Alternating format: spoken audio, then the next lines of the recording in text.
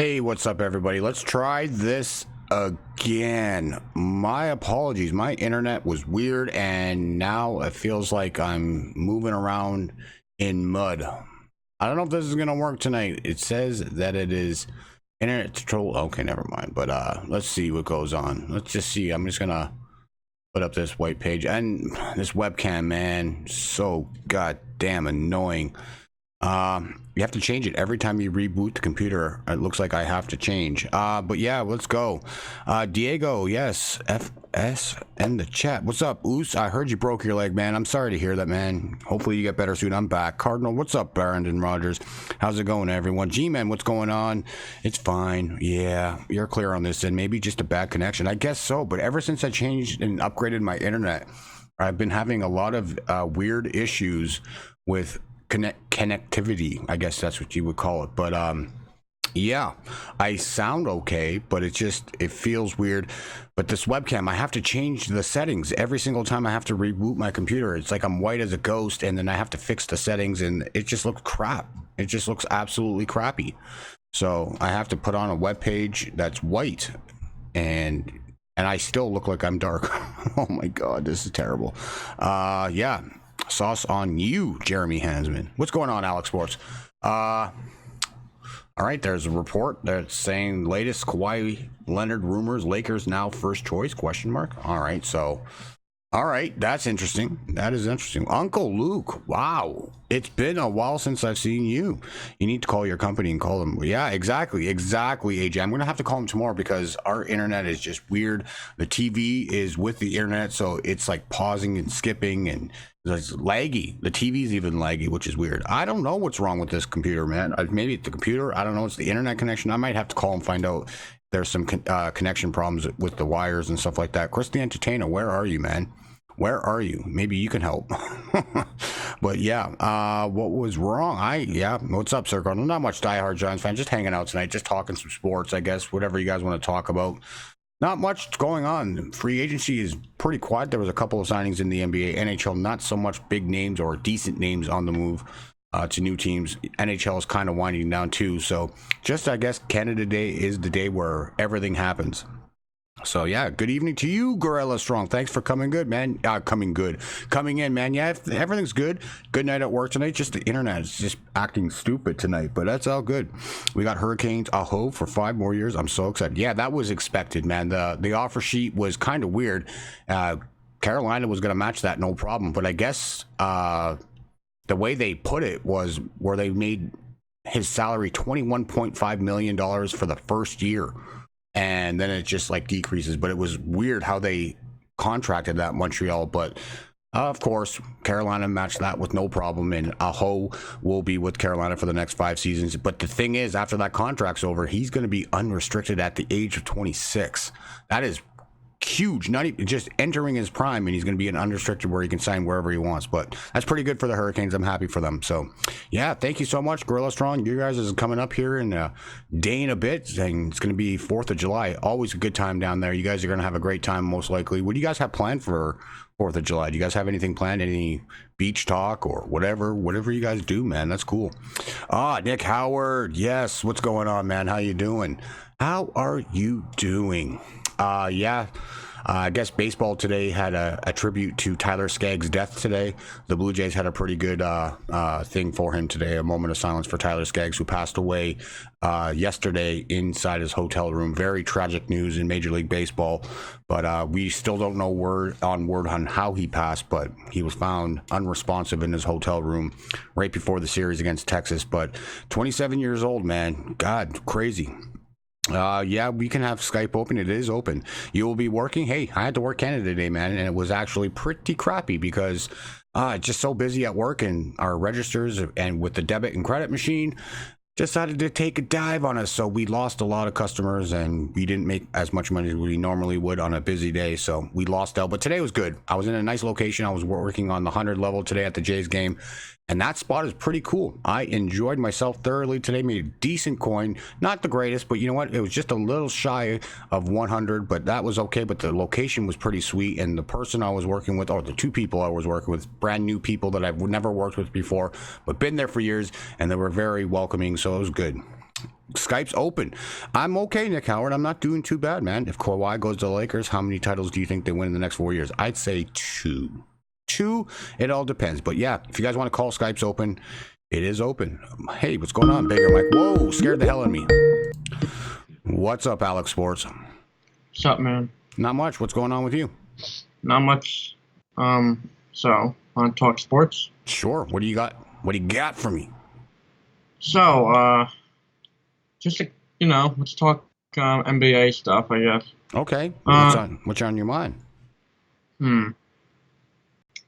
So, if Kawhi goes to the Lakers, do you think they're a lock for the NBA Finals? You would think so. They're going to be a very strong team with their starting 5, but my concern is their bench and lack of bench. So yeah. And with how Kawhi last year was on load management, where he wouldn't play in back-to-back games, he would play one game and then rest the second game.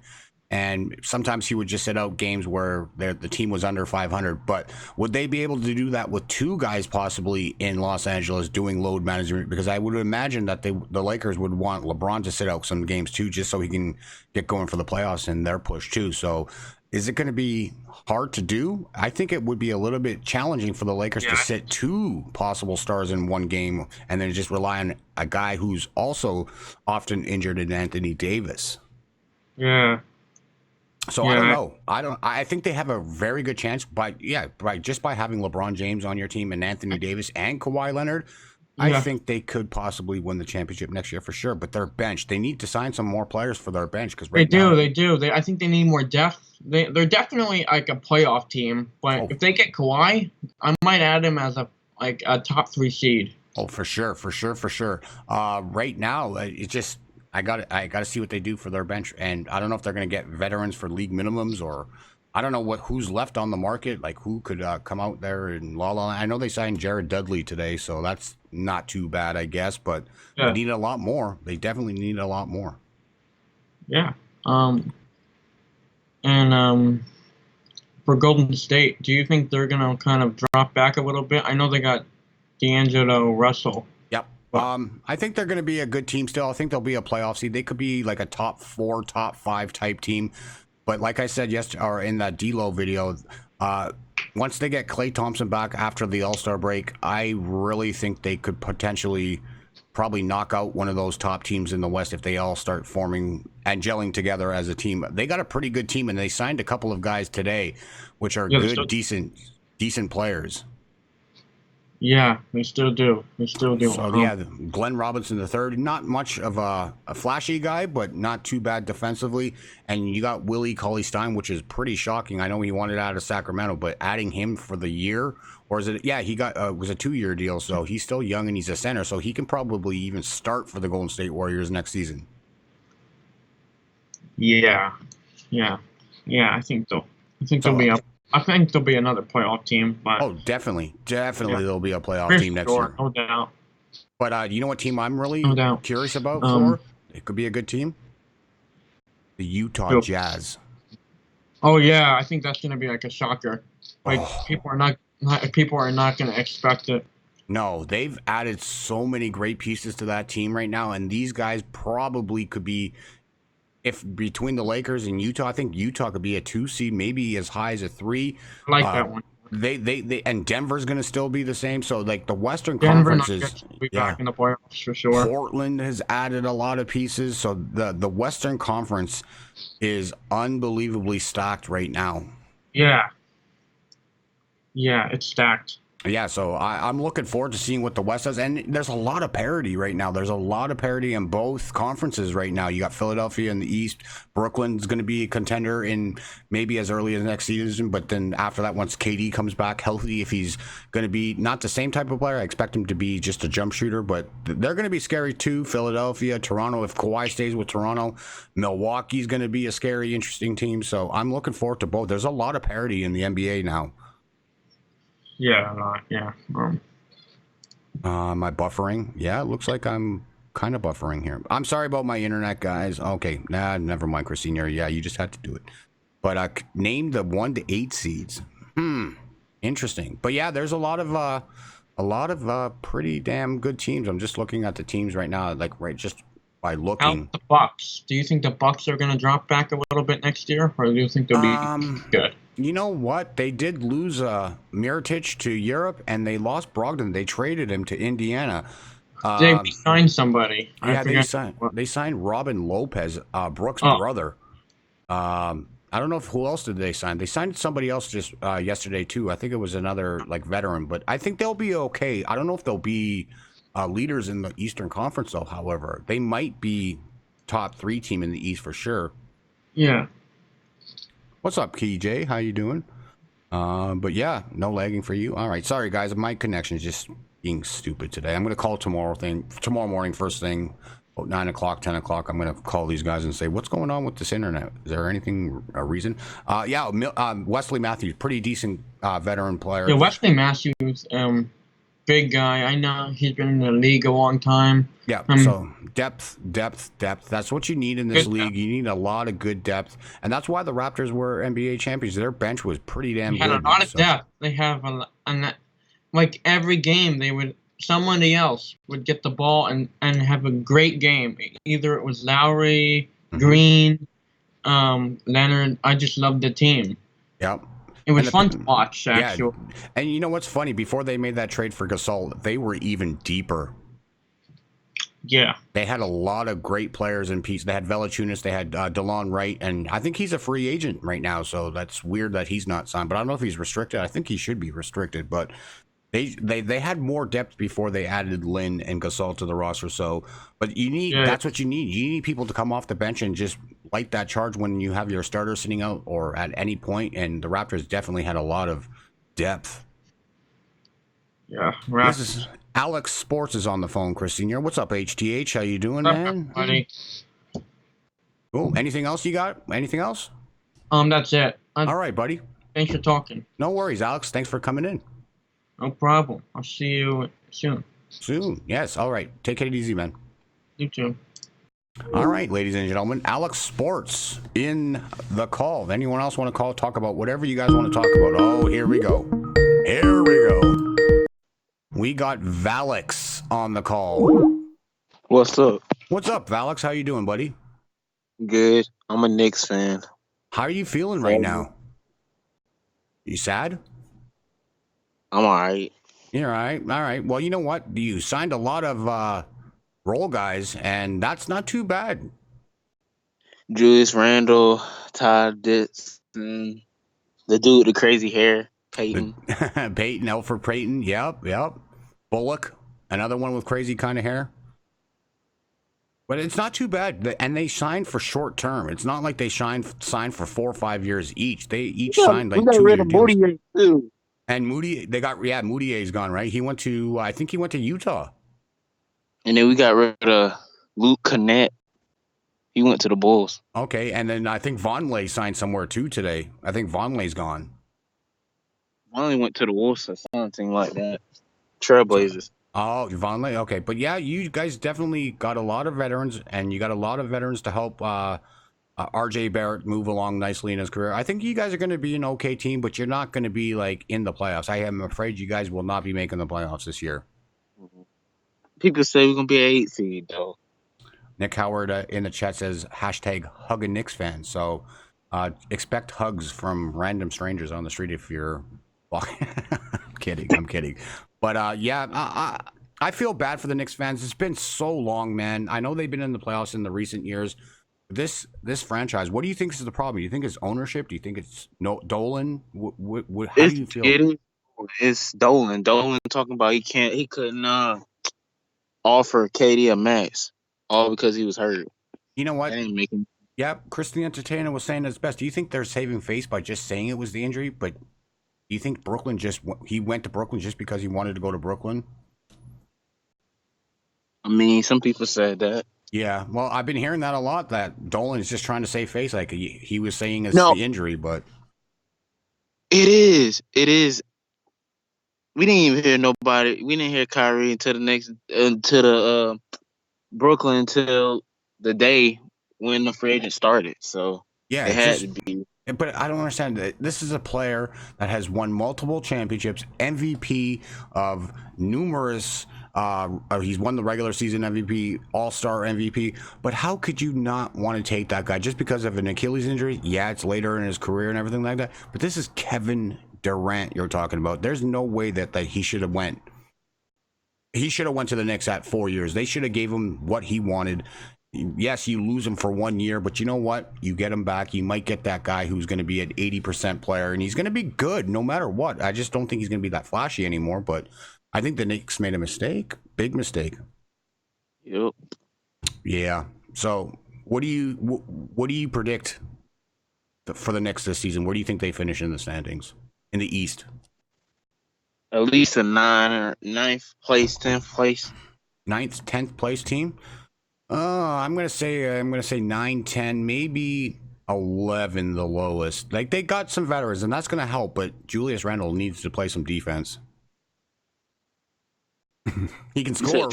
He can play offense. That's for sure. He's a scorer, but his defense is. We got 3-point shooters on our team. So. And they got a lot of 3-point shooters, and that's what you need to have the outside touch. But you need people to go to the rim too. But you guys should be okay. Hopefully. They're using their money that they have, but I'm glad it's short-term contracts for these guys that just came in this offseason. Glad it's only short-term because they're loading up for probably in 2 years when Giannis becomes a free agent. Where do you think Kawhi Leonard's going? My heart tells me he stays home. My heart really wants him here in Toronto, but if he's smart enough and if he thinks that he wants to play, it depends on him. If it's family reasons, I'm not going to hate the guy. But if he's just going to win a championship with the Lakers, then I'm going to have a little bit of a problem with it. But I can't get too mad at Kawhi. He brought the title to Toronto, so I can't really get too mad at him. We've never won an NBA championship. We finally got one, so it's great. But losing him would sting a little bit. But if it's still the Lakers and just because he wants to play on that super team, he's going to get a lot of hate from outside of the league. I don't know about Toronto fans. Maybe they'll be a little bit more okay with him going there, but rest of the league, they're all going to call him a snake and everything like that just because of who he would be joining. I think he's going to the Lakers. You think he's going to the Lakers? There's a lot of reports right now stating that he's going to go to the Lakers. I'm not sold on it yet. I don't want him to go to the Lakers just because of that organization and how Bush League it's been in the last couple of years. Lots of drama. I wouldn't want to touch that with a 10-foot pole. I would not want to touch that with a 10-foot pole. Maybe they can get better in a couple of years. Maybe sign a 2-year max contract with the Raptors. See what happens in the next couple of years, and then if you decide you want to go home, then go home. But right now, this organization to me is a joke. Warriors come out and play. All right, buddy. Anything else you got? I'm mad that D'Lo went to the Warriors. You are mad that did we have 2 people on the call here? Oh, you're mad that D'Lo went. Hold on. We still got Valex. Okay, never mind. Hold on a second there. Person trying to call after the person's done. All right? Just give it a few seconds. Yeah, Warriors, you're mad, but you know what? I don't know. We'll see how it is. I'm curious to see how they play as a team this coming season. But they've won 2 titles. All right, buddy. You have a good night, okay? All right. Great call, bud. All right. Who wants to play? Oh, Hot Take Hockey. Happy birthday, brother. Happy birthday. We got a new person on the call. Who am I speaking with? Hello? Hey. Who am I speaking with? Am I on the line? Yes, you are on the line. The big thing that I want to talk about is the Pistons bench depth. Do they think they have a quite a bit, or do you think they're going to start Reggie or Derek?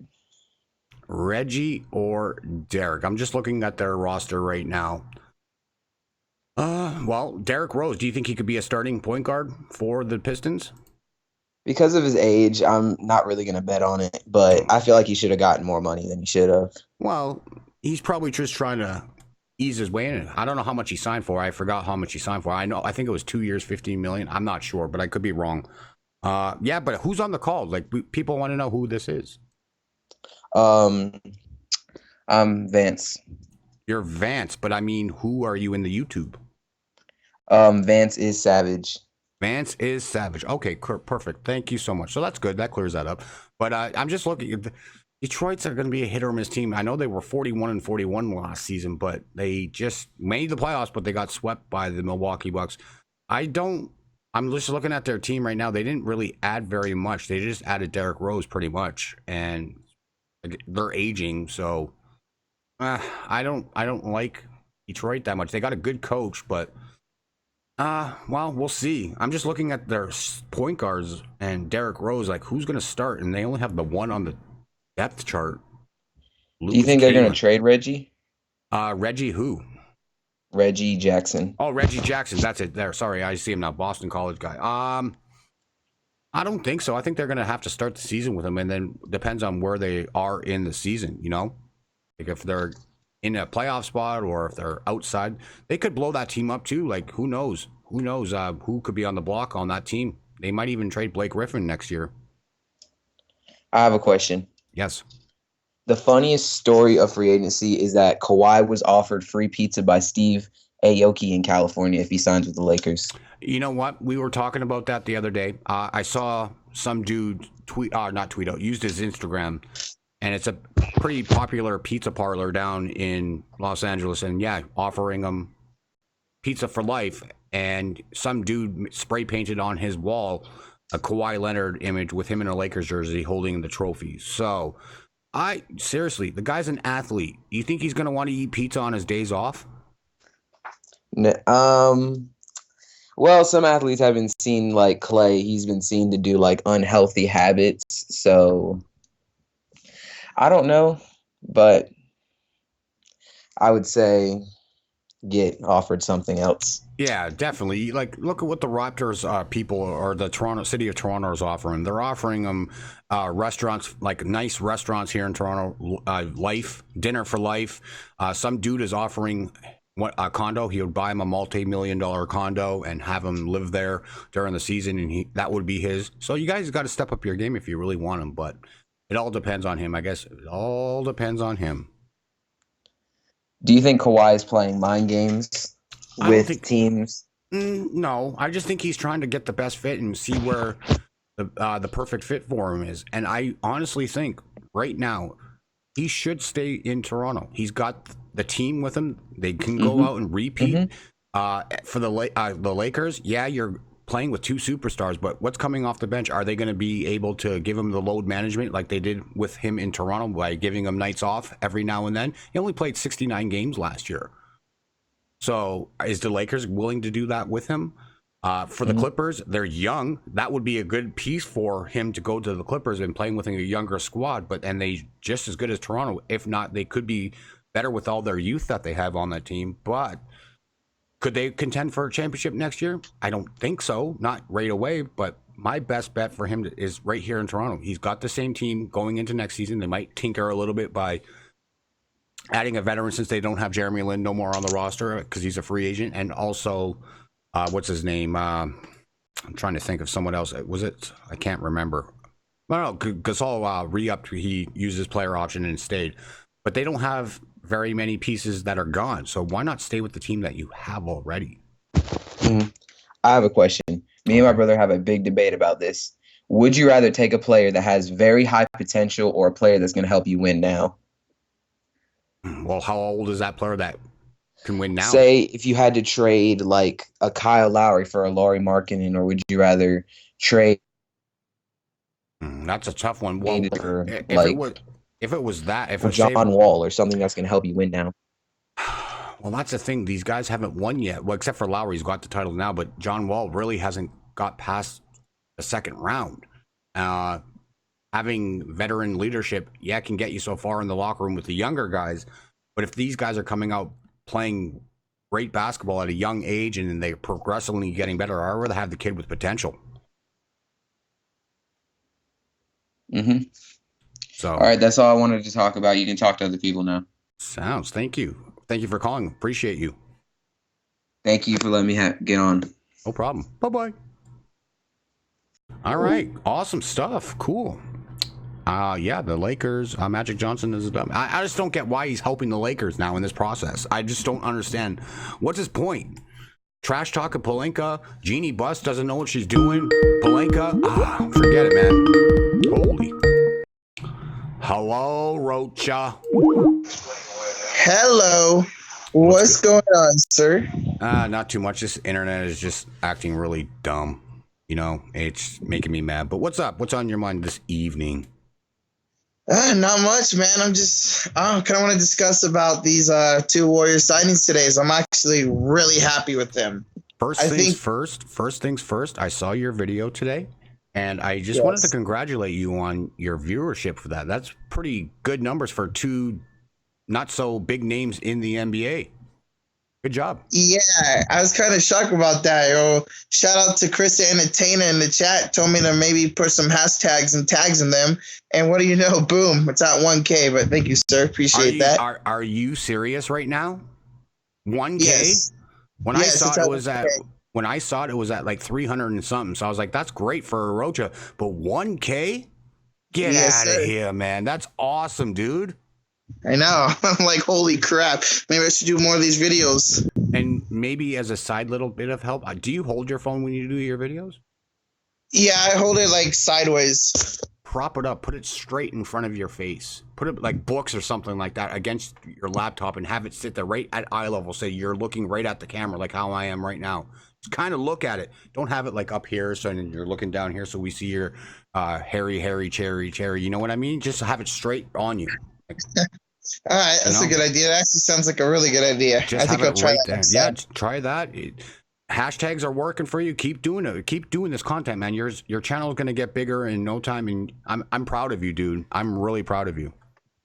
Oh, appreciate that a lot. As much as I can, I will continue to do this. Hopefully, channel will get bigger, and I'll shout out you guys even more for the help. Yeah, definitely. And if you're going to keep doing content, that's what I wanted to do ever since I got to where I am. I wanted to help little channels grow, and you're just a little channel right now. But you know what? You got huge potential, Roach, and I'm telling you that seriously. You got a huge potential in your channel if you continue doing this stuff, and just got to upgrade certain things. Maybe a new computer, maybe a new webcam, microphone. Oh, yeah. But you know what? If you can get all that stuff, that stuff can come later. But if you can actually get that stuff, man, it's great to have that stuff. Yes, it's great to have eye candy on your streams. But you know what? Keep doing what you're doing. I'll shout you out every single time because you know what? You're a creator, content creator now, and I just want to help you as best I can. So everyone in the channel that's not subscribed to the amazing Amish Apples boy, go subscribe to him right now. Hit his bell because he's starting to make content. So I just wanted to give you some love there. But yeah, talk about your Golden State Warriors and the lovely signings that you guys did today. Yeah, man. Really Cauley-Stein. I know he's not the best player out there, but to get really Cauley-Stein, who has the potential to be, pretty good, he can get double doubles almost every game. To get him just above the minimum is crazy to think about. It really is. Yes, absolutely. And yes, Entertainer, I'm still looking for one. I saw a guy when I went to grab my tea when I was on my way home tonight. He had one just like you, but he was wearing a hoodie around his waist, but he had the construction vest on, and I was like, dude, I want that freaking thing so bad. I want to do a parody and just do a video just like Chris the Entertainer and have that vest on and pay tribute to the vest, because I think once he moves to Dallas, that vest is gone, unless he's going to pack it along and keep that in his car whenever he goes to his job, wherever he decides to do, if he keeps that as one of his things, because I want to pay tribute to it and buy one, and every time I do videos, I wear that vest for him. You gotta find a truck and then just do a video from it. I don't have a truck, but I can just like stand outside or something like that, or whatever. I'll just have the vest on. I'll just have the camera somewhere, or maybe if I'm just doing one of these videos, like these upload videos, I'll just have it on with the green screen. So yeah, maybe I can just have like a truck in the background or something like that. How about that? There you go. Well, there you go. You got a thing for Halloween. You can be Chris Anatana for Halloween. Yeah, that could work. But okay, I asked you the other day, who's your starting five for the Golden State Warriors? I'm asking you 2 days later, who's your starting five now for the Golden State Warriors? All right. So opening day, it will be Steph, D'Lo, Glenn Robinson III, Draymond, and Willie Cauley-Stein. I think that'll be the starting five to start with. You think Glenn Robinson can actually be a starter? He's never been a starter in the league. Not really, but I would rather have him start than Alfonso McKinney. Okay, so that's the position where McKinney is. So you picked up Glenn. That's not too bad. And I think with Steve Kerr, I think he would probably thrive under a new coach, new system, and with a talented team like that, that might push him to become a starter. So that's a pretty good starting five right there. I like that a lot. I like it too. Our team, just at these two signings look a lot better than yesterday with some depth. But apparently in the Athletic, a report came out saying the Warriors are going to fix up their offense now with Willie Cauley-Stein. It's going to make them go to more pick and rolls, which is what every single Warriors fan has been wanting since KD came, was the Steph KD pick and roll. Now we can get the D'Lo, we can get Steph with Cauley-Stein and Draymond pick and roll, and it should be beautiful. Well, hopefully it all works out for you. I still think you guys could probably do some damage once you get Clay back, once he's back from his injury. But I think you guys are going to hold the fort down, just like how they did with DeMarcus Cousins when he was out for half a year, held the fort down, and then you guys took off right before he came back. You guys went on like a 10-game winning streak.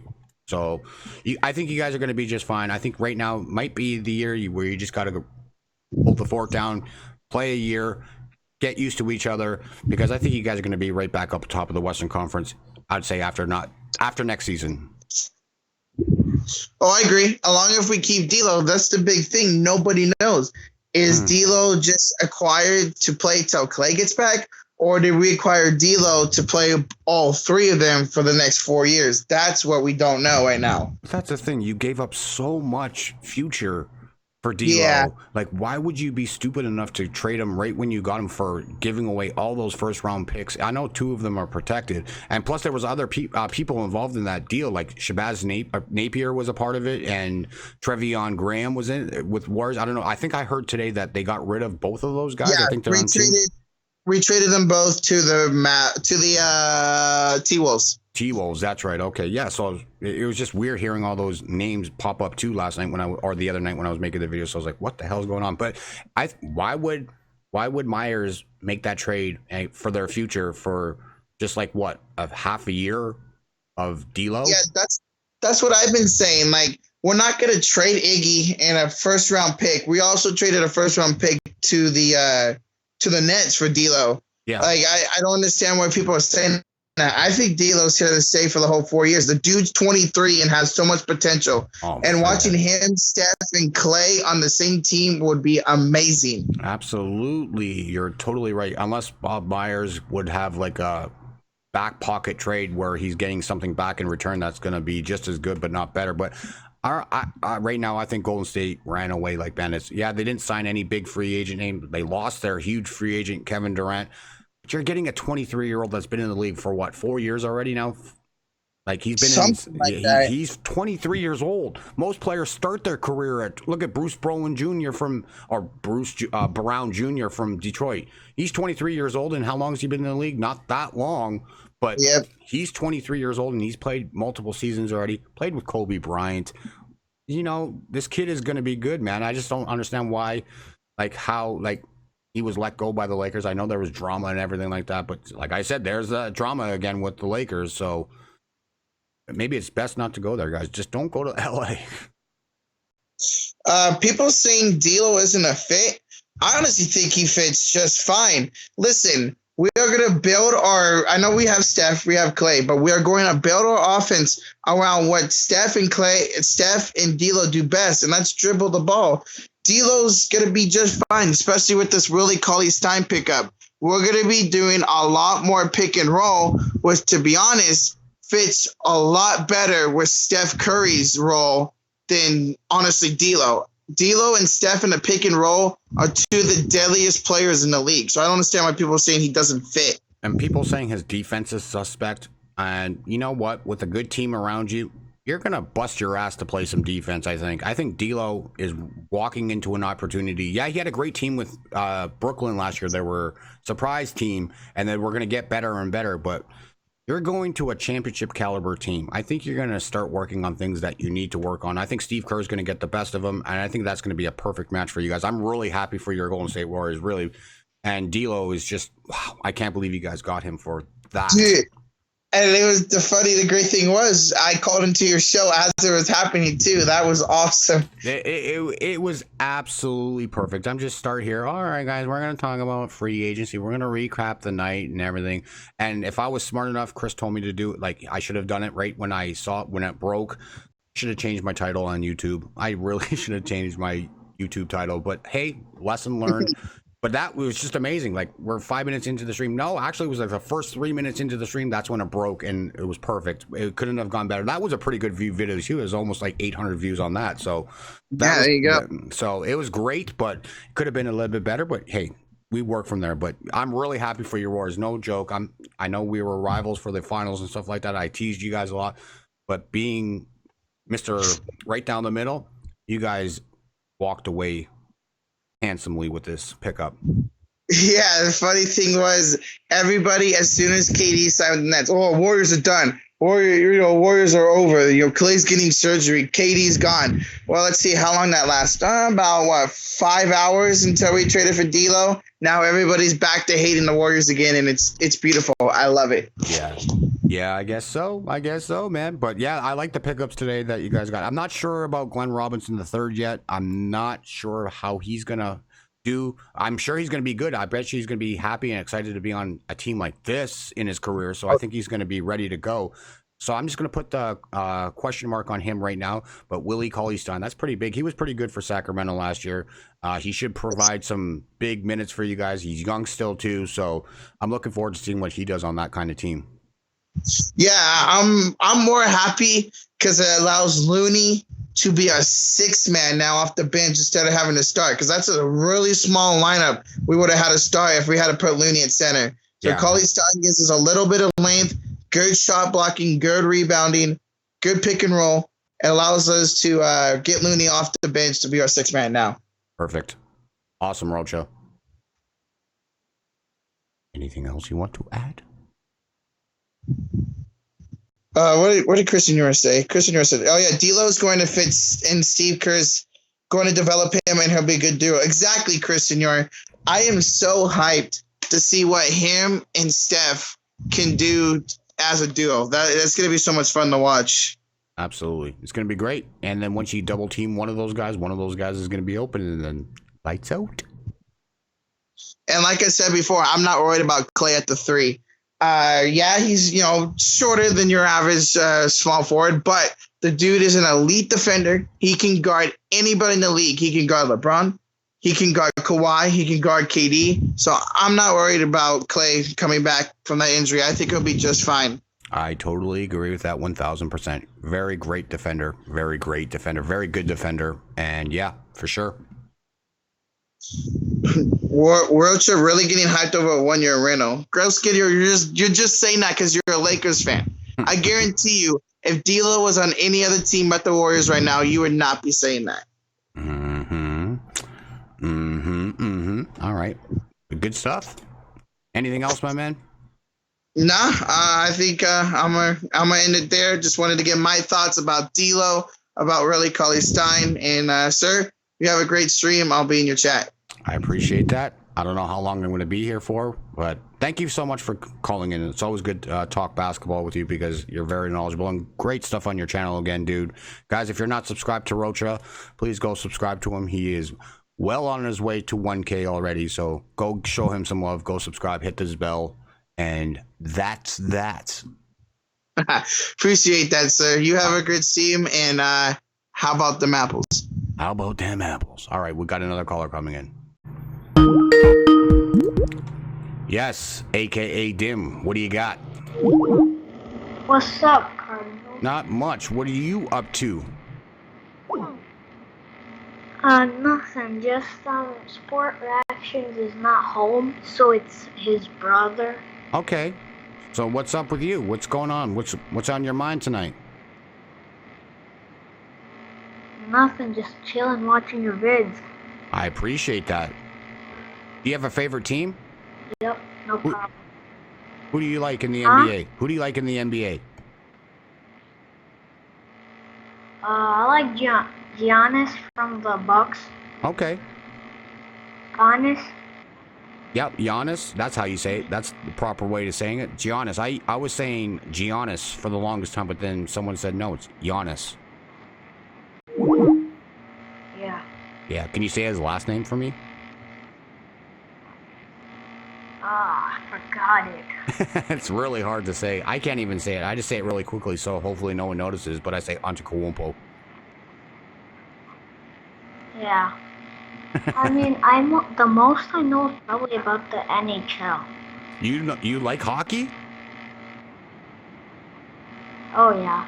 That's my man right there, ladies and gentlemen. Who's your favorite hockey team? The Blackhawks. You like the Blackhawks, huh? So what do you think about the goalie that you guys just picked up, Robin Leonard? Yeah. From the New York Islanders. Yeah, I mean, he had a really good year. I think it's a pretty good select. Absolutely, because you know what they're saying, that Corey Crawford is pretty much injured the last couple of years, and I think he's winding down. He's getting up there in age too, so Robin Leonard is still pretty young, so he might be your future #1 goalie in Chicago. Yeah, we can have him for a long time. Yeah, they just only signed him for the 1 year, but I think this might be an addition for him to get locked up long term. So, but it's a great move. He was a really good goalie for the Islanders last year. Yeah. Excellent. Anything else you want to add, my man? I think the Blackhawks, they have a pretty good chance of winning the Stanley Cup this year. Well, I'm not sure about that. They didn't make the playoffs last year. They're getting older, but they still have a lot of good pieces there. Yeah, like Seabrook, Canes, Hayes, and a lot of the good ones are staying. Yeah, Duncan Keith you have Brandon Saad. You still have a pretty good Alex DeBrincat, the young kid who was really good last year. So hopefully they can get to a playoff team next year. Yeah, hopefully. Yeah, man. Okay, Cardinal. All right, buddy. You have a good night. Thank you for Have calling. a good night. Thanks, bud. You too, okay? All right. We have that, a.k.a. Dim. What's going on? 1 second, guys. 1 second. Just give me a second. Artur, just give me 1 second.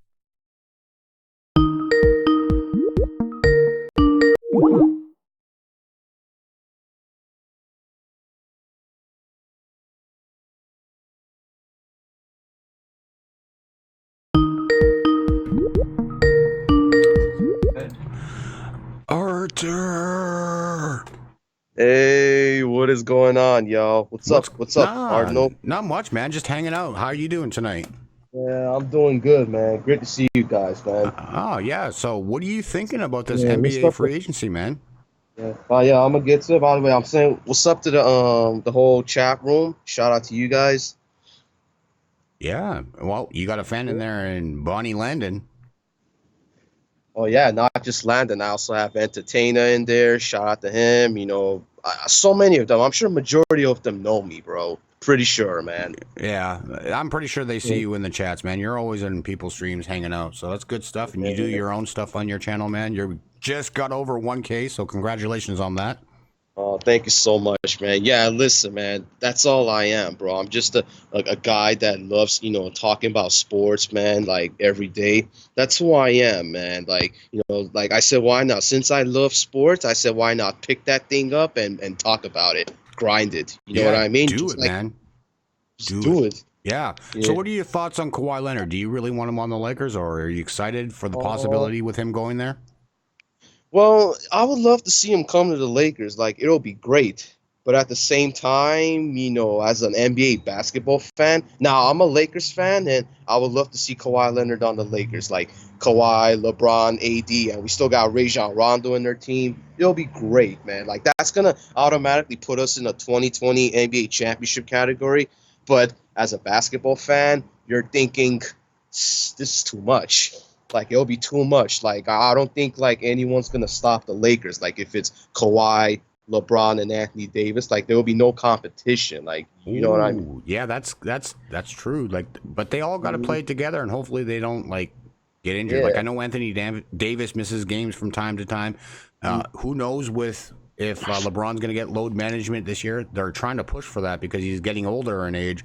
And Kawhi last year played 69 games for the Raptors, but he was saving all that energy for the playoffs, and look what happened. So if that happens in Los Angeles with getting load management in Los Angeles, yeah, you guys are probably going to be in the finals next year. Yeah, because LeBron's getting older. Like, you know, he's like on his 35 right now. Like, I believe he's 35 right now, right? Yeah. Yeah, he's up there in age. Probably need a superstar. Like, you probably need a superstar next to him because he can't do it like by himself anymore. So, and I'm pretty sure LeBron was telling him during their meeting, like, look, you know, yeah, I'm LeBron James, but you know what? This is your team. You're young. You're 20. He just turned 28, I think, a couple of days ago. You know what? He's still young. He's in his prime.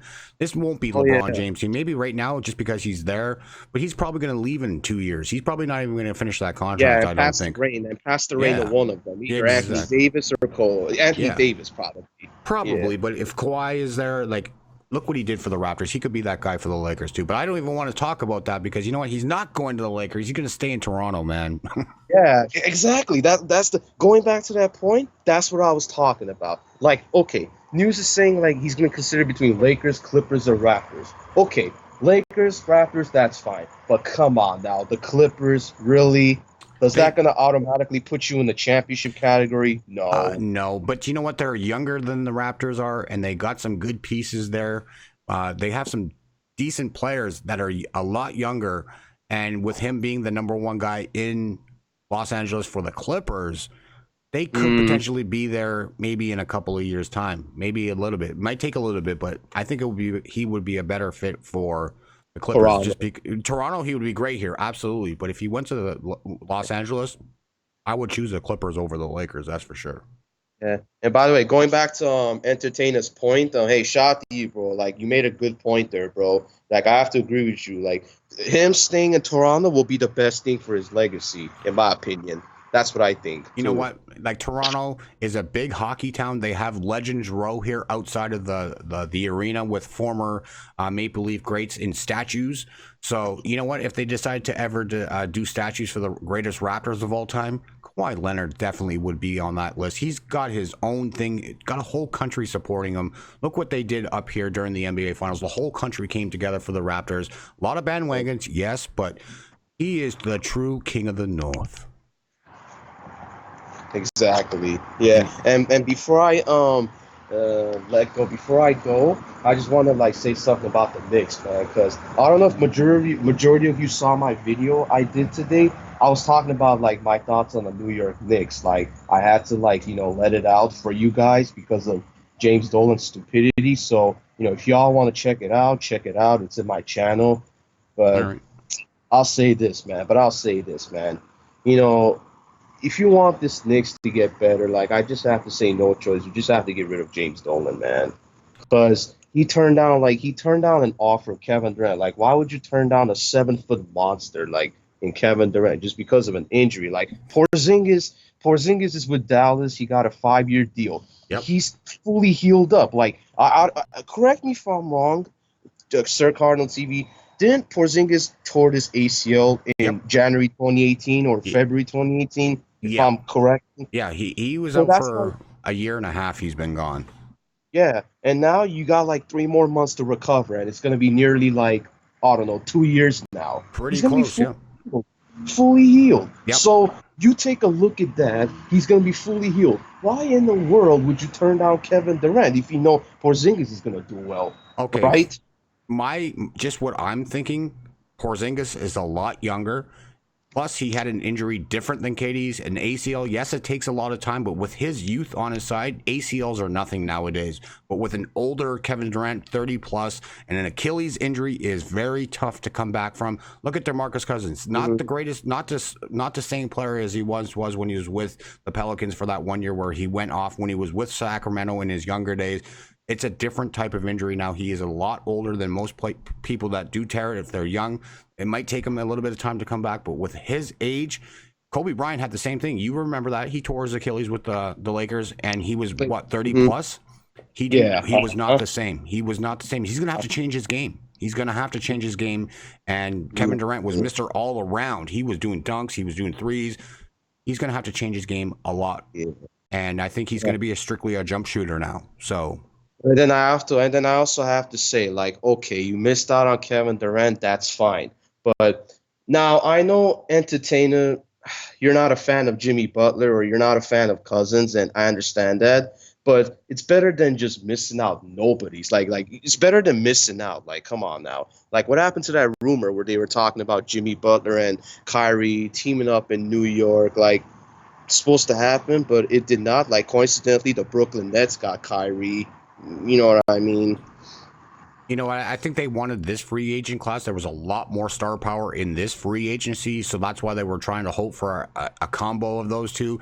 Since it didn't happen, they're signing these cheap guys to 2-year contracts, which is smart because you know what? In a couple of years, once these contracts come off the books, they're going to have the money again, and they could potentially go after Giannis. And if you can get Giannis on the Knicks, that would be huge. You can forget Kevin Durant and the Kyrie Irvings. They're going to be in their 30s at that time. You're going to have Giannis in his prime. I think you're going to try to throw everything at him to come to New York. Yeah, that's true, man. So I think they're going to save their money. But yeah, these teams are making their moves right now. I think they're regretting it because once Giannis hits the open market, man, this guy's going to be a 200 million plus player. So I think the Knicks are on the right track for that very reason by signing these guys to cheap deals and short term. So we'll see what happens. Yeah. But yeah, that's all I have to say.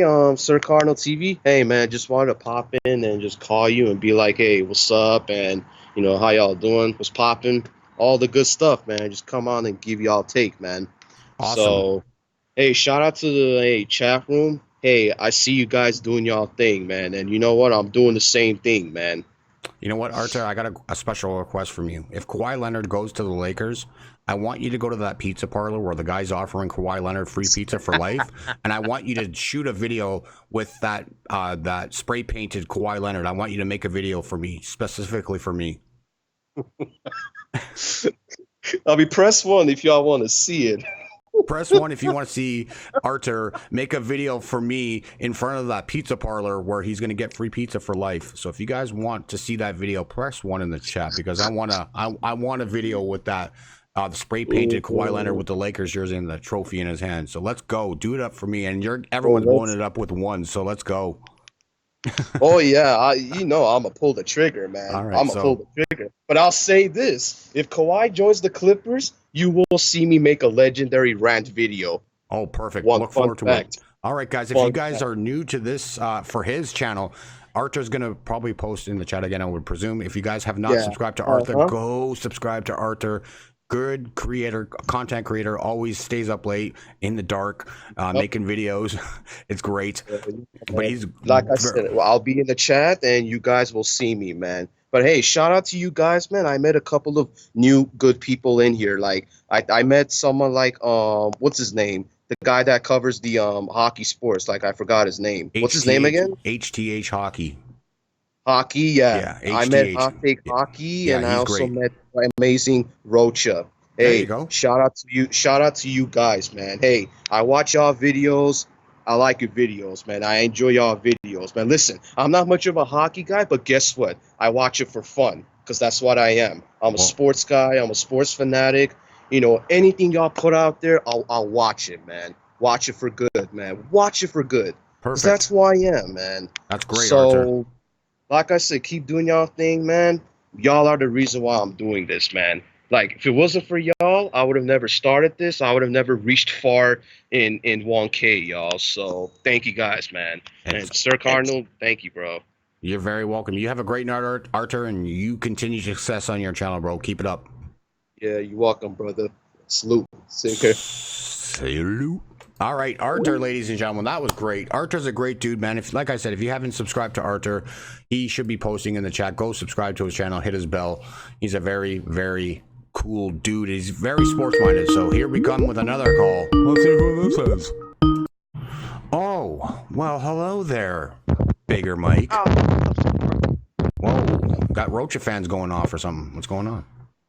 Huh? You broke up there quite heavily. Am I good now? Kind of. Your mic is picking up all this background noise. I'll call you back. You're good. Now you're good. Just don't move. Just sit in one spot. All right, cool. Well, is it okay if can I give you my playoff sleeper list for the NFL this year and get your opinion on it. Playoff sleeper list. All right, let's see who this is. Well, the first on the list, the one I've had for the longest, one I thought about was the most. The one I thought about first was the Lions, then the Bengals, then the Jets, and then the Broncos. Can I have your opinion on that? I'll explain in a minute. Okay. Panther, or okay. First things first. Bengals. No, I don't think they're going to make the playoffs this year at all. I just don't think they have enough right now. AJ Green is getting older. Andy Dalton is also getting older. I just don't like what they have right now. They do have a good running back in Mixon, but right now, I'm not sold on the Bengals at all. I think they finished last in their division. All right. For the Lions, that's a tough one too. But I've been hearing Drew Stafford came out just recently and said he played the season with a broken back. I'm not sure about that either. I think the Lions possibly could be last place in their division as well, just by looking at the NFC North. I think they could be. They play great home games. They beat New England last year. They might upset a couple of teams at home, but I still don't think they're going to have enough to get into the playoff picture. That's just my opinion on that. And you said who else? The Broncos and the Jets. The Broncos and the Jets. The Broncos, they're in a very difficult division. I think they could be neck and neck with the Raiders for last, but I think it's going to be the Chargers, Chiefs, Raiders, then Broncos. I think the Raiders might be a little bit better, but they still have a great defense, and they got a very good coach, a defensive coach from the Chicago Bears. He might get that defense to where it once was back a few years ago when they were in the Super Bowl, and they're still very good. They got some decent young wide receivers now. They got Lindsey at running back. I think it's going to be a trying year there this year for them, but they should be okay. They should be okay, but I just think they're going to be battling the Raiders for the last place in the division. And your last one, you said the New York Jets. I'm just going to take a look, see where they are. Where is it? Okay, there we are. New England's running away with the division. I think they're going to win again next year, but it's going to be between Buffalo and New York for second. I think the Jets have added a lot of great pieces, but their offensive line still is suspect. I don't think they if they do, they might be one of the last wild card teams in the AFC. For sure. I think there'll be a second wild card team. They'll be going on the road, but I think it's going to be neck and neck between Buffalo and New York for second place in the division. I don't think Miami's going to improve at all, but I think the Jets could possibly go 9-7 at the best next season. All right, I hear you. I was actually thinking of putting the Bills on the list after thinking about it more. I mentioned closer to doing it. I'm just not very confident their offense can do much this year. They added a lot of good pieces on offense. That's one thing for sure. They added Beasley, I believe, from Dallas. They added him as a wide receiver. So they added John Brown.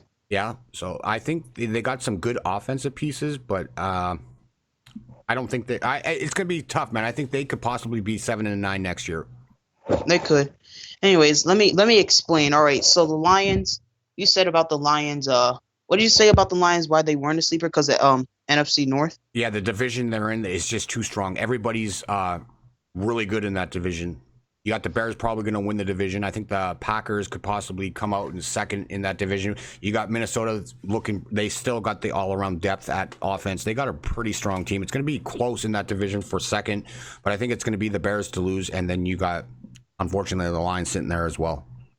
I can definitely see the argument about the Vikings being contenders for the against the Lions for maybe a wild card spot or something, or maybe winning the division. I can see that, but I think that they're going to be good this year simply because, well, number one, I think the Vikings are overrated.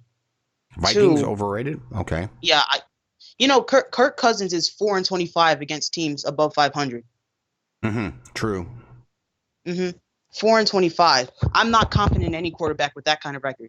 Two, I feel like the Lions have good young pieces, and I feel like their offense can be good this year. They drafted T.J. Hawkinson. I feel like he can be good. Kenny Galladay, he had a good year last year, 70 receptions, over 1,000 yards. Kerryon Johnson is good. The Lions need to utilize him more. And still have Marvin Jones over there at the wideout spot. He's always been a Mr. Reliable type guy. You can always go to him. They still have Snacks Harrison, and then they have Darius Slay, who's a good shutdown corner. I feel like they're slept on right now, and I feel like they can be good next year. All right. Well, they look like they're on the path. They do. But I don't know much about the Lions. Like I said, this is all new to me. Like I just watched a little bit of the NFL. Like I did watch a lot of it, but I'm actually going to start paying attention a lot more this year. I just don't know much about the Lions and all that stuff. But I do like some of their players. Like I love Slay. I do love Slay, but I just don't know much about the NFL. That's my only downfall. I do watch it, but I'm not like invested in it like other sports, which is unfortunate. But I'm going to try my best. But I'm going to start paying attention to these teams and their records and players a lot more this season. I have to actually do some research now, which sucks for me, but that's why I'm not very good to talk about NFL, because I don't really know much about it yet. But I'm going to try to learn my best. Try to learn. But I'm good at fantasy football. That's about it.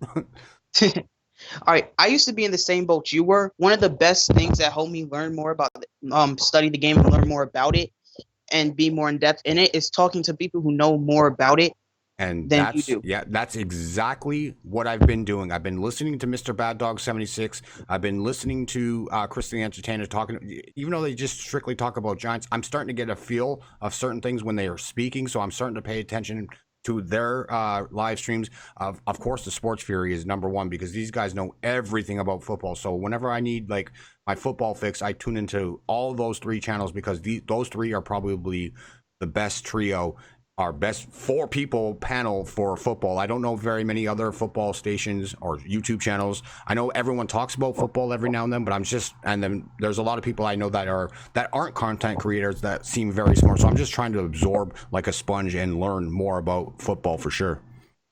All right. Well, back to explaining. My next thing is the Jets. Number one, I feel like the Jets defense is very underrated. And I realize the corners there are questionable, but they picked up CJ Mosley.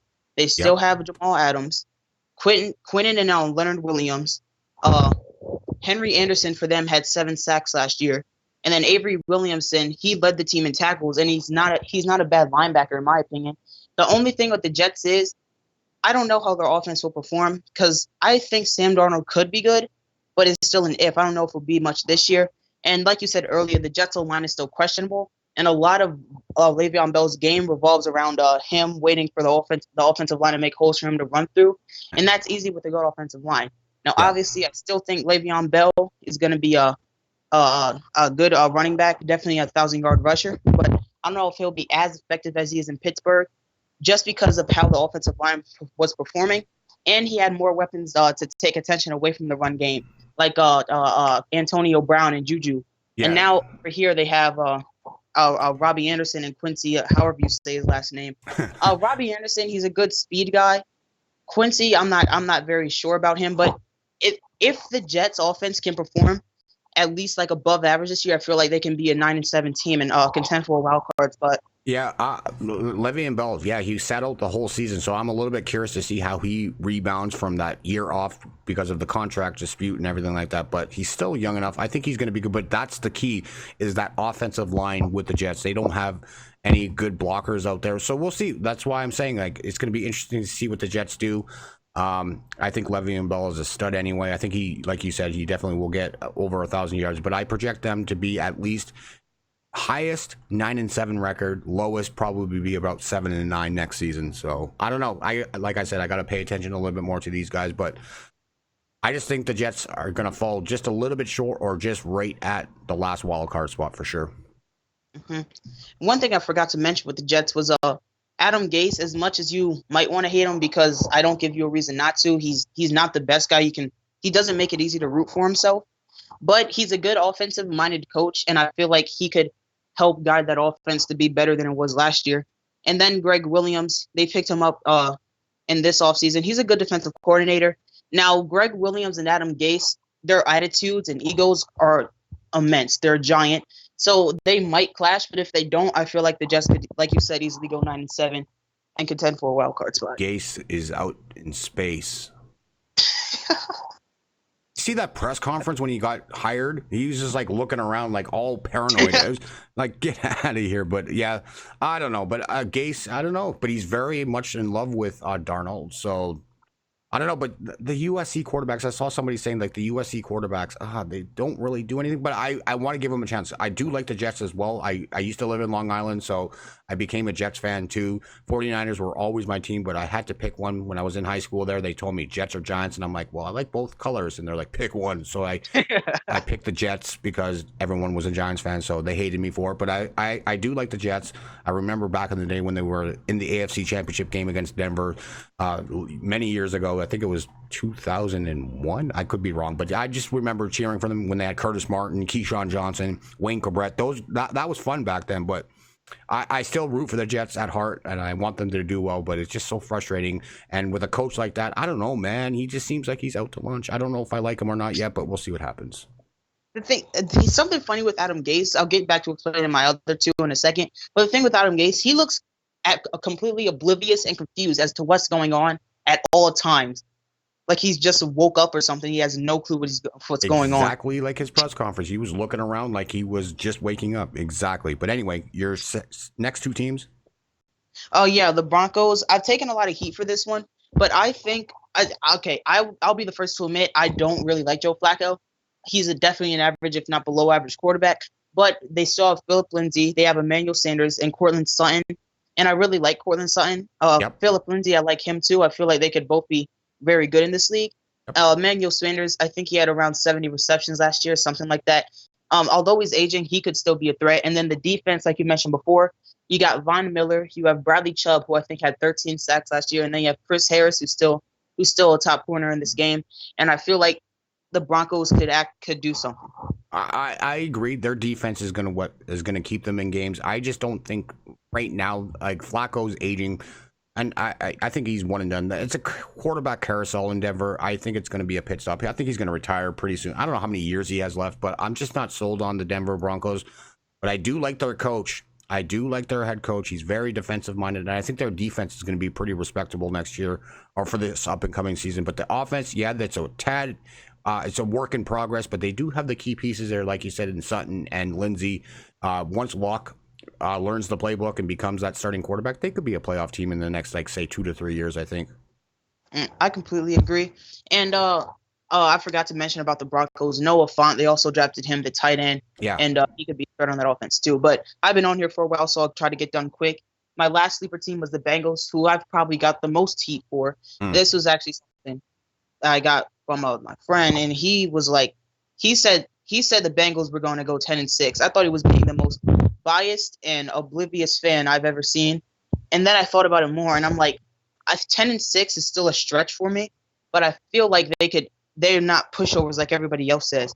Like, I won't name any names, but someone said they would go 1-15. Someone said they would go 3-13. And after I had them as my sleeper team, I thought this is ridiculous, because as much as Andy Dalton isn't much of anything, he's just there. Okay, I get that. But Andy Dalton is good enough to get you 5 to 6 wins in the game. Yep. 5 to 6 wins in the season, I mean. And then Tyler Eifert, if he stays healthy, he's a beast. AJ Green, if he stays healthy, he's a beast. Joe Mixon. Yep. Joe Mixon, the running back, he's a stud, a young stud. Yep. Tyler Boyd, he had 74 receptions last year, over 1K yard.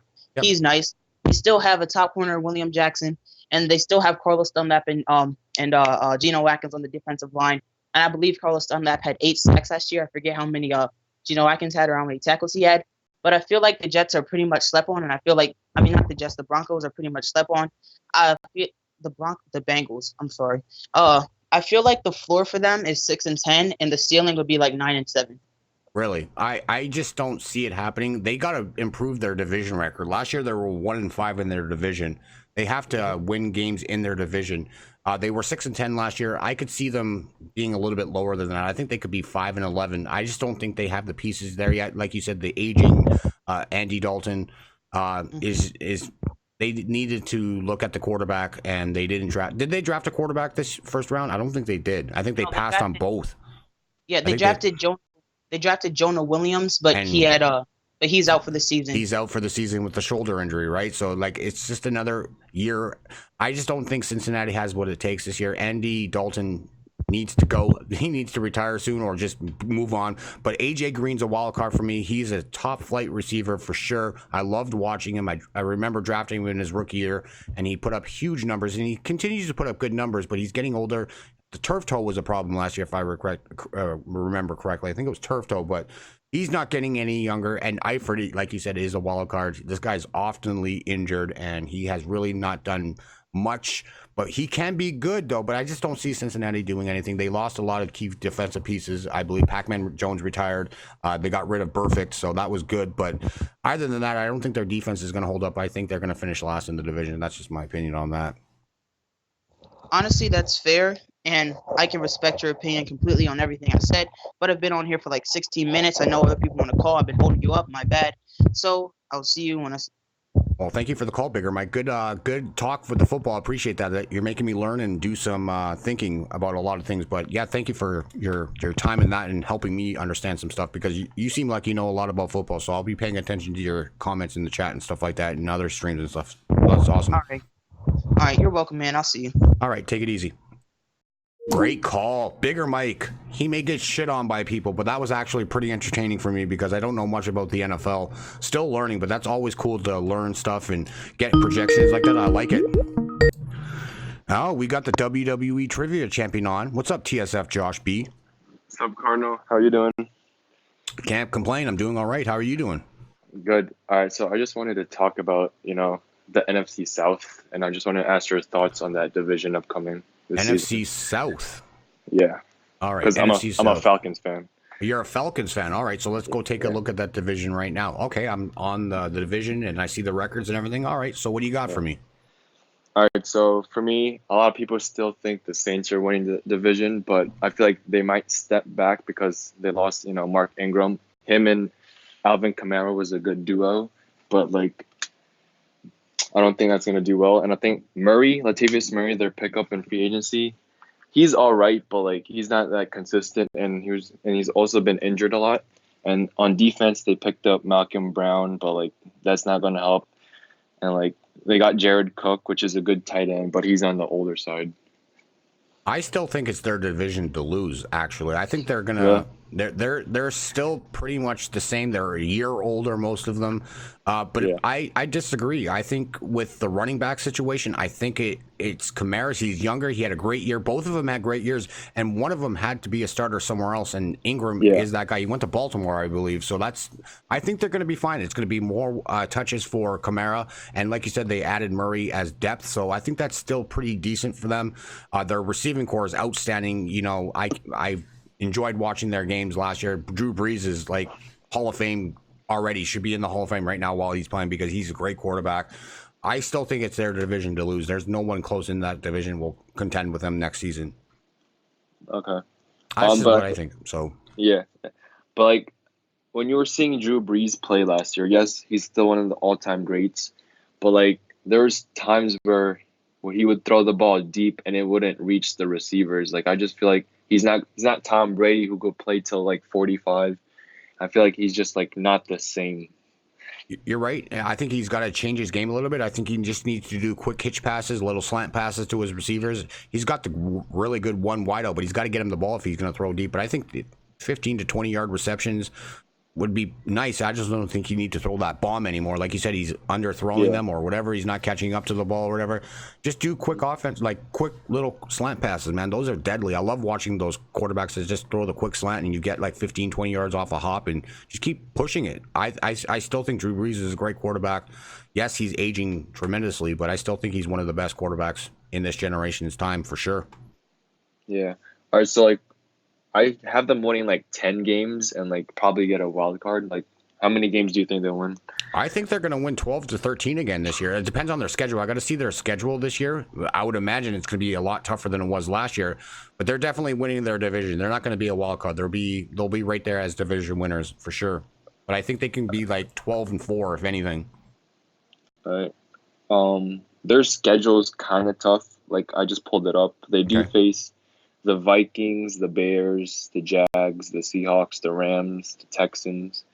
So they do have like in the Colts too. So it's kind of a tough schedule. Yeah, that is a really, just by naming those teams, and some of those teams were playoff teams last year. So yeah, they definitely do have a tougher schedule just by hearing what you're saying right now. Yeah. All right. So next, let's go to the Tampa Bay Buccaneers. Like that team is like, I don't know what's happening down. I don't know if Jameis Winston, like Bruce Arians, he's a really good quarterback coach. Yep. But like, I feel like Jameis Winston, I don't know. He's just like, he's not in his head playing football. I feel like he just doesn't like want to play anymore. Well, I think Arians is going to make him wake up. This is a make or break year for him. Jameis Winston needs to actually have a decent year, because if he doesn't have a good year next year, I think he's on his way out of town for sure. But I don't think they're going to do very well, the Buccaneers. They do have a nice receiving core. They do, but like you said, if Jameis Winston's heart's not in it, and if he doesn't want to be playing football, then maybe it's time to start searching for another quarterback. Yeah, it is. They should, because like, you know, they did lose a lot of people. Like they did lose Deshaun, Quan Alexander, Gerald McCoy, and like Adam Humphries, and then they picked up like Deion Buchanan and Brashad Perriman, but like they did lose a lot of people in free agency, and I feel like they'll probably finish last in the division and win like 4 or 5 games. Yeah, I'm gonna say, well, they were 5-11 last year. I could see them taking a step back too at 4. Yeah, probably 4-12. 4. Yeah. So like, the next team, the Panthers. I like this team. I feel like they could finish second. I feel like they could do better than the Saints, just because.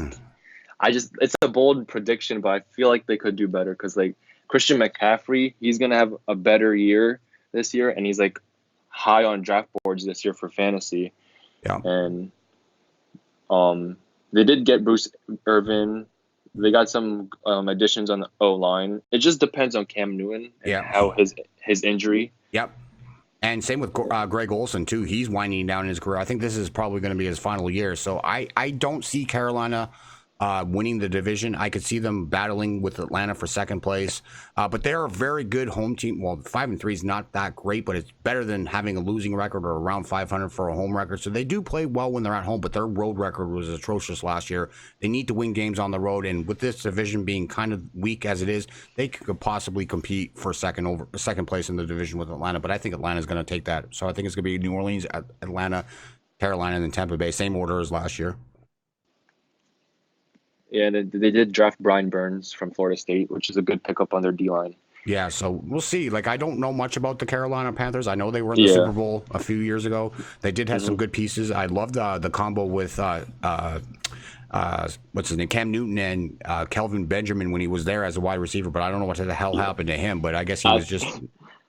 Kelvin, they had beef. Like they fought a lot, and Kelvin Benjamin just after that he went downhill. Yeah, I know he played with the Bills, and like he just drops a lot of passes. Like he's a tall receiver, but like it's just wasted talent. Yeah, and then I know he went to Kansas City, and I thought that was a huge pickup for them last year. I thought he would be excited to play with that team that they had last year in Kansas City, but he was invisible. So, and plus they had a couple of injuries to some of their wide receivers, and he was playing. And he was non-existent, even with Patrick Mahomes as his quarterback. You didn't see him touch the ball as much, but I don't know. I don't know what's wrong with his problem, but he was great when he first came out of college. I enjoyed it, but then he tore his ACL during training camp, I remember. So he missed a whole season because of it, but I don't know. I just don't know what the hell happened to that guy. I don't know. He should just retire at age 26. Yeah, you know what? That might happen, but maybe or play in the Canadian football. I don't know. All right, so the next team is my team, the Falcons. Like, obviously, I'll be a homer. They're winning the division. I feel like we did up.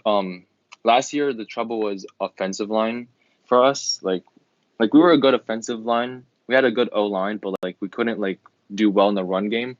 But we did get in free agency James Brown and James Carpenter, and we did get 2 O lines in the first round in the draft. And what's his name? McGarry and. I forgot the other one, but like we did do well there. And our defense last year was injured. We lost Deion Jones, Keanu Neal, like 2 Pro Bowlers. But they're coming back this year. They're fully healthy. And like remember 2 years ago, we had like the top 3 offense and the top 10 defense. Yeah. And then our defense took a step back last year, but we were still like the top 3 offense, top 5 offense. So I feel like this year we're still going to be a top 5 offense because you still got Matt, Julio, Devontae Freeman's coming back from free agent. Yep. I mean, You have injury. Is Sanu back with you Sanu, guys? Yep, and Calvin Ridley. Oh, And geez, that's, yeah. And yeah, your running back is who? Devontae Freeman. Okay, so that's why they got rid of Coleman. I guess they didn't need him really, but they had a really good division record last year. They were 4-2. Yeah. I still think it's New Orleans' division to lose, but I think Atlanta could push for sure. I think they could be a way better team than 7-9. I think they could be like a 10-6 team type next season.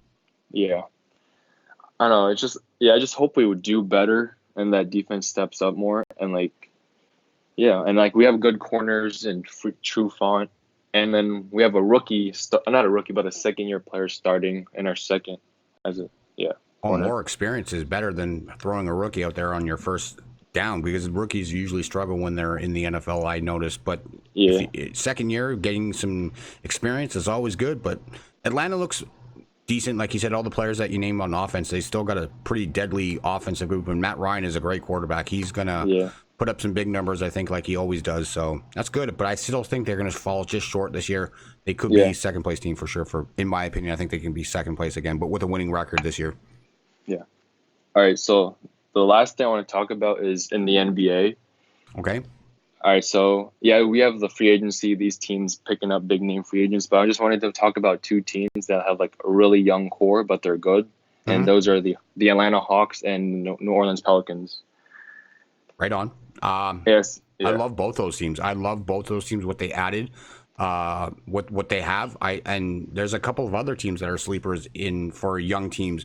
But the Atlanta Hawks, I love Trae Young, absolutely beast. He was my rookie of the year at the beginning of the year, but then Doncic took over. But I love watching Trae Young play. Wait, really? Yeah.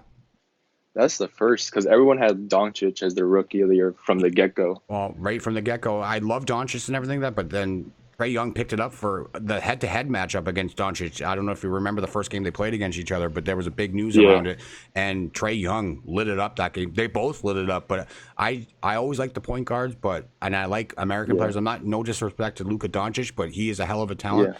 But I love the North American kids, and Trae Young was balling. Yeah. He was just like shooting. Like, I just love him as a passer. And then, in the draft, they did get DeAndre Hunter and Cam Reddish. Huge. That is huge. Which is a steal. Absolutely a steal. Absolutely. Duke. Oh, anytime you can get a top program player on your NBA team, like hopefully Reddish pans out. But there was rumors that he was going to be even higher. So like if you got him at that spot, like Atlanta's going to be good in a couple of years. Give it some time. If they can add. If they can add more pieces to that team, if they're bad for another couple of years and you get another lottery pick, you're just going to keep building and having these young talents keep coming on board. It's going to be good. It's going to pan out eventually. And right now they're on the cusp of becoming a decent team in the East, for sure. Yeah, and they also got John Collins too. So it's like a lot of people. But the thing is, the thing with Cam Reddish, he's a high risk award or a bust potential because like in Duke he was a third. Like he was a third option, obviously. Yep, absolutely. And like a lot of people question his motor. You know what I mean? Yeah. If the first two, you had to rely on RJ and Zion, and then Reddish if he didn't have a bad game. If he had a bad game, no one really talked about it because Duke still won by 30+ points or whatever like that. But I see what you're meaning. If he plays against stiffer competition, if he's being non-existent, shooting 0 for the field or whatever, then I can see it. But he's still a heck of a talent. I still like what he brings. And I love the team he's on. They're building a young core for the future, and I think it's a great pickup for Atlanta for sure. Yeah, and with Trae Young as your point guard, he's gonna get open looks, and like he's just gonna be better. Absolutely, Trae Young's fun to watch. I love him so much. Yeah, and DeAndre Hunter too, as a great defender as he was in Virginia. Oh my God, yeah, it's good. Yep, and there was rumors that Hunter would have went to the 4th overall to the Pelicans. And they ended up moving that pick, but that would have been scary if Hunter would have went with Zion to the Pelicans. But geez, Louise, I had a video all ready to go because there was rumors really flying right before the draft that Hunter was going to be drafted 4th overall, and he was going to the Pelicans. And I was all ready to go. I made my graphic and everything like that with Hunter and Zion. But then once I heard that they traded it, I was like, God damn it, delete that image. So, but I was expecting them to go to Atlanta, or no, sorry, to the Pelicans. Yeah. But all right, so about I love them. Yep, the Pelicans. How How do you like feel about Lonzo? Going to the Lonzo, you know Pelicans? what? He needs to work on his jump shot. I hate that release of his, but he is a very, very good passer. Like, I don't know, he's wild sometimes. He makes these wild passes, but I lost my shit last year. There was a game when he was with the Lakers where he like picked up the ball and somehow just threw it behind his back and turns, and then the guy, I think it was Stevenson who caught it underneath, or McGee, and he dunked it. But it was just like this. He makes the wildest passes. It was unbelievable. He's a great passer when he wants to be, but he makes stupid decisions with the ball sometimes, and he costs turnovers way too much. His defense needs a little bit of work, but I still think he's young. He's still developing. He could be a really good NBA player on the Pelicans, especially with a younger team on him. There's going to be showtime between him and Zion. I think they're going to have so many lob passes to each other. It's going to be ball to Zion in the front court. It's going to be unbelievable. I can't wait to see those two play together. And he's pretty good at defense too. And he is an underrated defensive player. But he needs new shoes. I don't want him wearing those big baller brand shoes. Just sign with Nike already and get it over with. His dad is. But I enjoy Lonzo Ball. A lot of people shit on the guy. But you know what? I really like his game. I just wish he would make better decisions on offense when he's passing the ball. He's a very good passer, very underrated. He can shoot the three, but he needs a different release. It's a jump shot. The jump shot is not very good. The free throws need work too. But he's still young, and I still see a ceiling very high. And with the pieces that they have on that team already, it is really good, man. Adding J.J. Redick in free agency, wow, what a great veteran. Yep. They also added a new player just now. Who's that? Derek Favors from the Jazz. Huge. Yeah. Absolutely huge. More veterans with that young core. That's only going to make these guys better.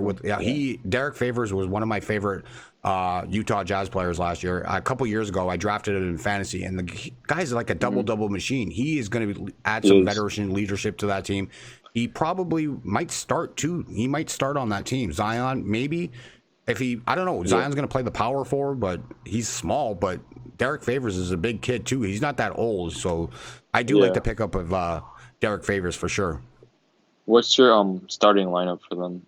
I got to take a look at that. I got to see their depth charts. Give me a second. You have it? Who do you? Okay, let me hear your starting. Okay. I think it'll be Alonzo. Yep. J.J. Redick. Yep. Brandon Ingram. Yep. Zion, and then Favors, and then off the bench you could just bring up like Josh Hart off the bench. Yep.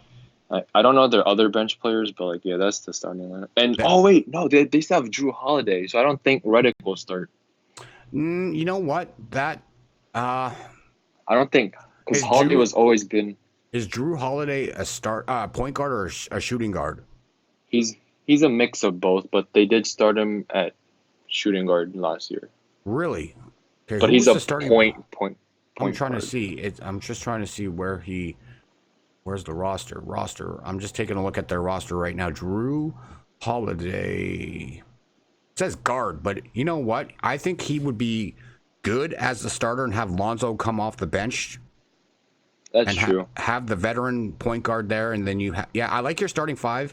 I do like Lonzo there for the future. It all depends if they get rid of Drew during the season. They might look for a draft pick for him at the trade deadline. I don't know if he still wants to be there, but I would have him start at point guard and have J.J. Redick as the shooting guard. That's just the only thing I would flip up. I would put Drew Holiday at starter and have Lonzo first off the bench for the guards, or for point guard when Drew needs a break.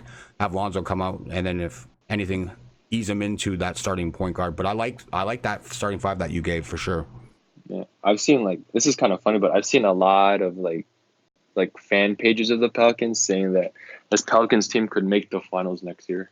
They're not making the finals next year. They're definitely not making the finals. They probably won't even make the playoffs. They're going to be a fun team to watch. They're going to be highlight reels. They're going to be a lot of highlights on ESPN SportsCenter with these Pelicans, because this team is young. They're exciting. I can't wait to see and they have Drew Etuan Moore too. They got so many pieces. Have him come on. Oh man. And Jahlil Okafor. I was just looking at that right now. Jahlil Okafor right there. That's pretty damn good right there. So they do have a lot of good. Got a lot of good players. Darius Bertans. Oh, that's the kid who was on. Was that the one? The that Euro. Was, from Euro. Yeah. He was the leading scorer. Yeah, they're going to be definitely talked about. They're probably a lottery team next season, but like I said, there are going to be action-packed highlights on this team, and it's going to be fun to watch them play and grow together, for sure. Yeah. Well, that was it. All right, dude. Thanks for the call. All right. Appreciate it. All right. Thank you. All right. Have a good night. You too. Awesome. That's awesome. I'm looking at that Pelicans roster. Yeah, they're going to be a little bit scary. I'll catch you later, Rocha. Oh, Rocha's out. Rocha's leaving. Rocha, where are you going? I'm not leaving. Are you leaving? Chris is a damn dolphin lover, weirdo. Colby Gaming, what's up? Yo, what's up, man? How you doing? I'm doing well. How are you? I'm doing good. Everyone did not want me to call in, so I had to call in. All right. Well, what do you got? What you got? I just want to talk about my Broncos. Oh, boy. Here we go. More Broncos talk. That's all you talk about whenever you called is Broncos. Yeah. So what's up with the Broncos with you now? Oh, everyone's saying that we're going last. I think we're going third. Third? You think you passed the Raiders? Yeah, I think we'll beat the Raiders.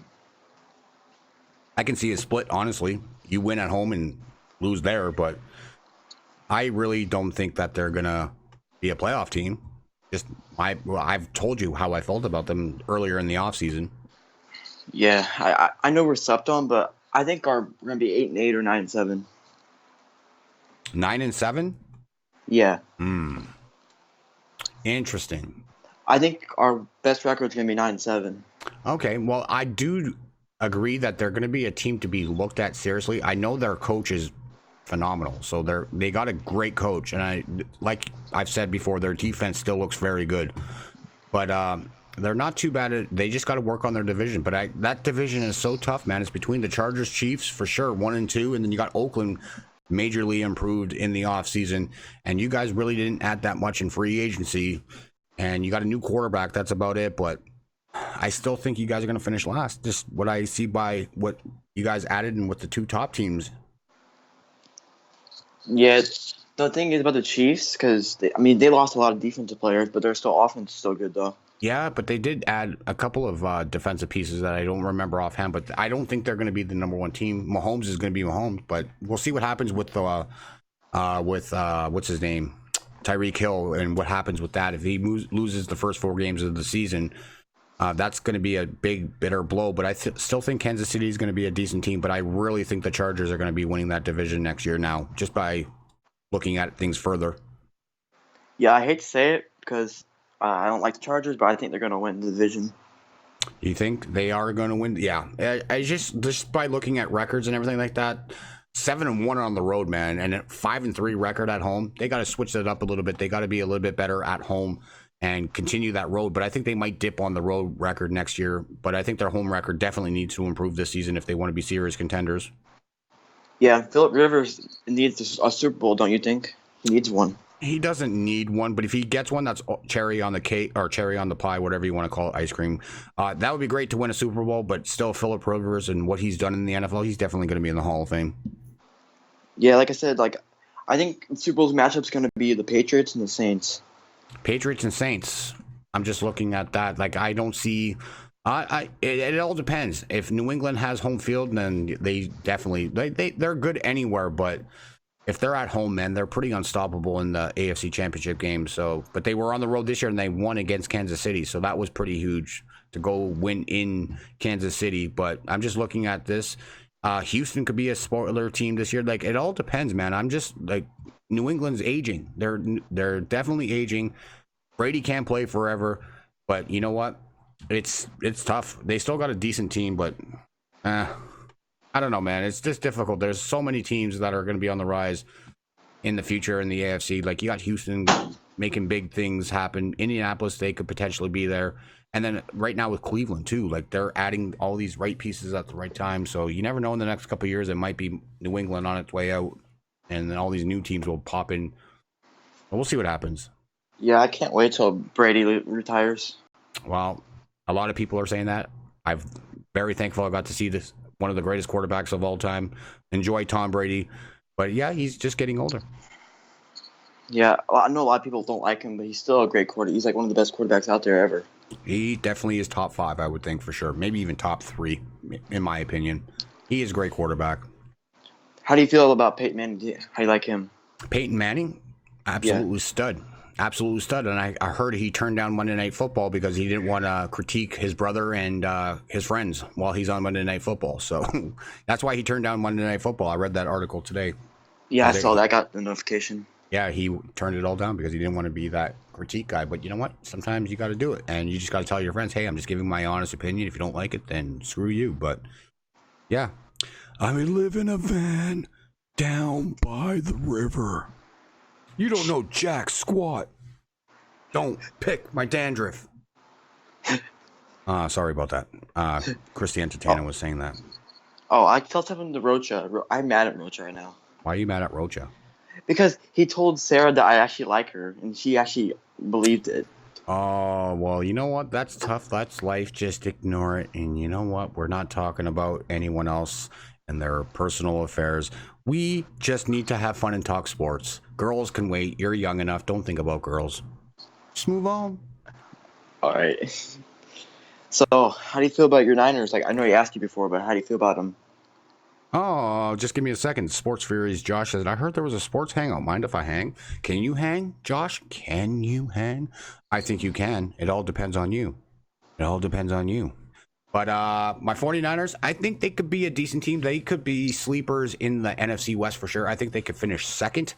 I'm just looking forward to seeing what their defense is going to bring. They're going to be probably, if not one of the top teams on defense. I'm just waiting for Nick Bosa to sign. He is still not signed. He is doing what his brother did, but apparently it's not him. He wants to play, but his agent's taking care of everything. But he said he's going to be ready to go for training camp, and he should be signed by training camp. But I'm loving their defense right now. I think they're going to be explosive, exciting, quick. They're going to rush the quarterback like you wouldn't believe. And they're going to be a lot of 2 and out, 3 and outs. I meant to say 3 and out, but I meant to say 3 and out, but I was going to say 2 because CFL. But anyway, I think they're going to be pressuring the quarterbacks. They're going to be running, and I think they're going to get a lot of sacks next year. Their offense, Goodwin has to have a bounce back year. Garoppolo has to stay healthy. And usually when a quarterback tears his ACL, look at Brady. He tore his ACL one year and he came back the next year and they won the Super Bowl. So I'm not saying that they're going to go win the Super Bowl, but I think Garoppolo is going to be a little bit more cautious when he's making his decisions. I don't think he's going to run as often out of the pocket. I think he's going to be playing smart. I love what Jimmy G has done for the 49ers. They had a slow start last year with him, but they did win 5 in a row with him when they acquired him from the Patriots. I still think he's going to be a decent quarterback, but his offensive weapons, you got Goodwin, like I said, needs to break out. He's got the speed. He just won that 40-yard thing or whatever just the other day. He needs to have a bounce back year. I know injuries were there. Kittle's going to be Kittle, so I hope he does great this year, but I'm just afraid that they're going to double team him a lot more this season, but they added some really good depth wide receivers in the draft, so I'm looking forward to Debo, whatever his name is, whatever. Anyway, they added some good ones and Hurd as well, so I'm liking what they did, and they added Coleman. They have McKinnon still, and they have Breida, so they have a triple-headed monster at the running back, so I'm liking what they're going to do. Their offensive line, we'll see what happens, but I expect them to be a contender in the NFC West. They could possibly surprise some people. I think the Rams are going to take a step back. Seattle, not sure yet, but I think the 49ers can actually do some damage and compete for second place in the NFC West. Debo. Okay, sorry, Rocha. Anyway, yeah. I think they're going to be okay. I got the Rams winning, and I got the Niners and the Seahawks, and I had the Cardinals. Yep, I'm pretty much on the same boat. Seattle, they lost Baldwin. They lost a couple of other key pieces in Seattle. They did add Metcalf, but everyone's not sold on Metcalf. So I think the 49ers have a really good chance to be a wild card team next year. They could be 9-7, I think, next year as a high. I think they could be a 9-7 team and just get into the wild card if they all play the way that they're supposed to. They added so much great defense this offseason too by drafting Bosa, getting Alexander. It's scary good. Another year with Richard Sherman. Hopefully he is healthy, and I think he will be. So we'll see. Yeah, I like the D Ford pickup from the Chiefs. Yeah, and D Ford, huge, awesome. Yeah, then go ahead. I think the Niners defense is going to be great next year, and I just don't know about the offense yet. It's a work in progress, but I think their running game is going to be strong. The wide receivers, I'm a little bit iffy on. You can't expect rookies to come in there and just tear the roof down. I know AJ Green did when he was a rookie, but these are different types of receivers. There were second-round picks. But I do like their future. They do have some talent. Plus, they have Pittis, who's going to have, I think, a pretty good year. You have Pittis as well as I think he's going to be the number one wide receiver in San Francisco. Goodwin, I think, could put up some good numbers. If you can get anywhere between 500 and 600 yards receiving yards, and then Pittis with 1,000 yards, they could be good. But their running game is where they're really got a lot of depth, and I'm looking forward to seeing their running game this season. Yeah, like I think I'm back to the Broncos. Like I think the Broncos will have Joe Flacco for maybe this season, and I think they'll be done with him. I agree, and if the reports are true that Joe Flacco is not helping Luck with the playbook, then like he's making him do it himself. He's not going to teach a rookie or whatever. He's got to do it himself. Is that what I've been hearing? Something he's not helping him. Yeah, he's not mentoring. He's not mentoring, so that's selfish if that's the case. He probably will be done pretty soon, but if that's true, if he's not helping mentor the younger kid, then you don't need that type of guy around. But he's got a Super Bowl. We'll see what happens, but Flacco on a new team. Nice change of scenery, but we'll see what he does for the Broncos. Yeah, I hope it turns out good, but I'm doubting that he'll do like a good year like he did in Baltimore. Yeah, well, that's what you're hoping for, right? You want the old Flacco of old, but we'll see. Another year older, another year wiser. We'll see what he does for the Broncos. The reason why I'm kind of nervous because he last year he got benched or Lamar Jackson took his place over there in Baltimore. Yep. Because he obviously didn't prove it. Then looked and they were eliminated in the playoffs. Yes. Oh, we got a new person in the chat. It looks like he is in other people's chats. I see the name Ham. What's up, Ham? How you doing? Thanks for coming through, man. Appreciate it. Yes. All right. Anything else you need to add there, Mr. Colby? Nothing much. That's all I want to talk about. All right. Well, thank you for the call, and as always, pleasure. Thanks. Have a good night, buddy. All right, Colby Gaming, and we got Donald the Duck in here. Chargers 10-6. I like it. Fall and winter. Who's calling? All right. What's up, sport? What's up? I just came home. Did my brother talk with you? Yes, because you know what? It sounds like you're like in a factory working because I hear that same sound, so I recognize the sound, but it's a different voice. But yes, I was talking to your brother. He was talking some hockey. Huh? Your brother was on before, and we were talking some hockey, some Blackhawks hockey. Yeah, I'm a hockey fan. You're a Blackhawks fan too, I take it then, right? Yeah. Cool. So what do you got? What do you want to talk about? Probably hockey. Probably hockey. So what do you think? What do you think about your Blackhawks? Do you like the pickup of Robin Leonard? I think it's a really, really great pick. Yeah. I think he'll really help us. Yeah, definitely. He had some pretty big numbers. He had some pretty big numbers with the Islanders last year. Yeah, he was a great goalkeeper. Yes, good stuff. And you still got some pieces there that are a lot of veterans on Chicago. There's no need for them to not succeed next year. They still got all those veterans. They just need to have some consistency next year. That's what they had problems with this year. Yeah. I have a question. Yes. Do you think with the pick for the Blackhawks, do you think he should have more than a 1-year contract? For NHL, when you get drafted into the NHL, your entry level deal is 3 years. So you do get him for 3 seasons. It's not 1 year. Yeah, you get him for 3 years. Yeah. Thank you so much, Ham. I appreciate that. But yeah, whenever you're a rookie, you get 3-year entry-level deals, and then after that, you become a restricted free agent. Then you sign a bridge deal, mostly like another 2-3 years deal, and then once you get better and better, you get more money, and then you hit unrestricted free agency, and that's when you sign for as much as you want or what you're worth. Yeah. Well, that's all I want to say. But When will we do a quiz on any sport? When we're doing another trivia night, I'm not sure yet, but I think I might be trying some summer league tomorrow, NBA. Thinking about doing a summer league stream tomorrow night. I'll tune in. Sounds good, buddy. I appreciate it. You're welcome. All right, you have a good night. And I also subscribe to Mason. There you go. Well, greatly appreciated. Good stuff. All right, you have a good night. We'll talk to you in the chat. Okay. All right, buddy. Have a good night. All right, sports reaction. Sport reactions. Sounds like he was sewing. It's all good, though. How do I call? Skype is open. There's my name at the bottom left-hand side. Yes, I think he did, Rocha. I think he did say you. Yes, and happy birthday, Ham.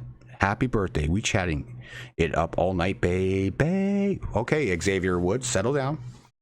Can we do trivia about the sports YouTube community?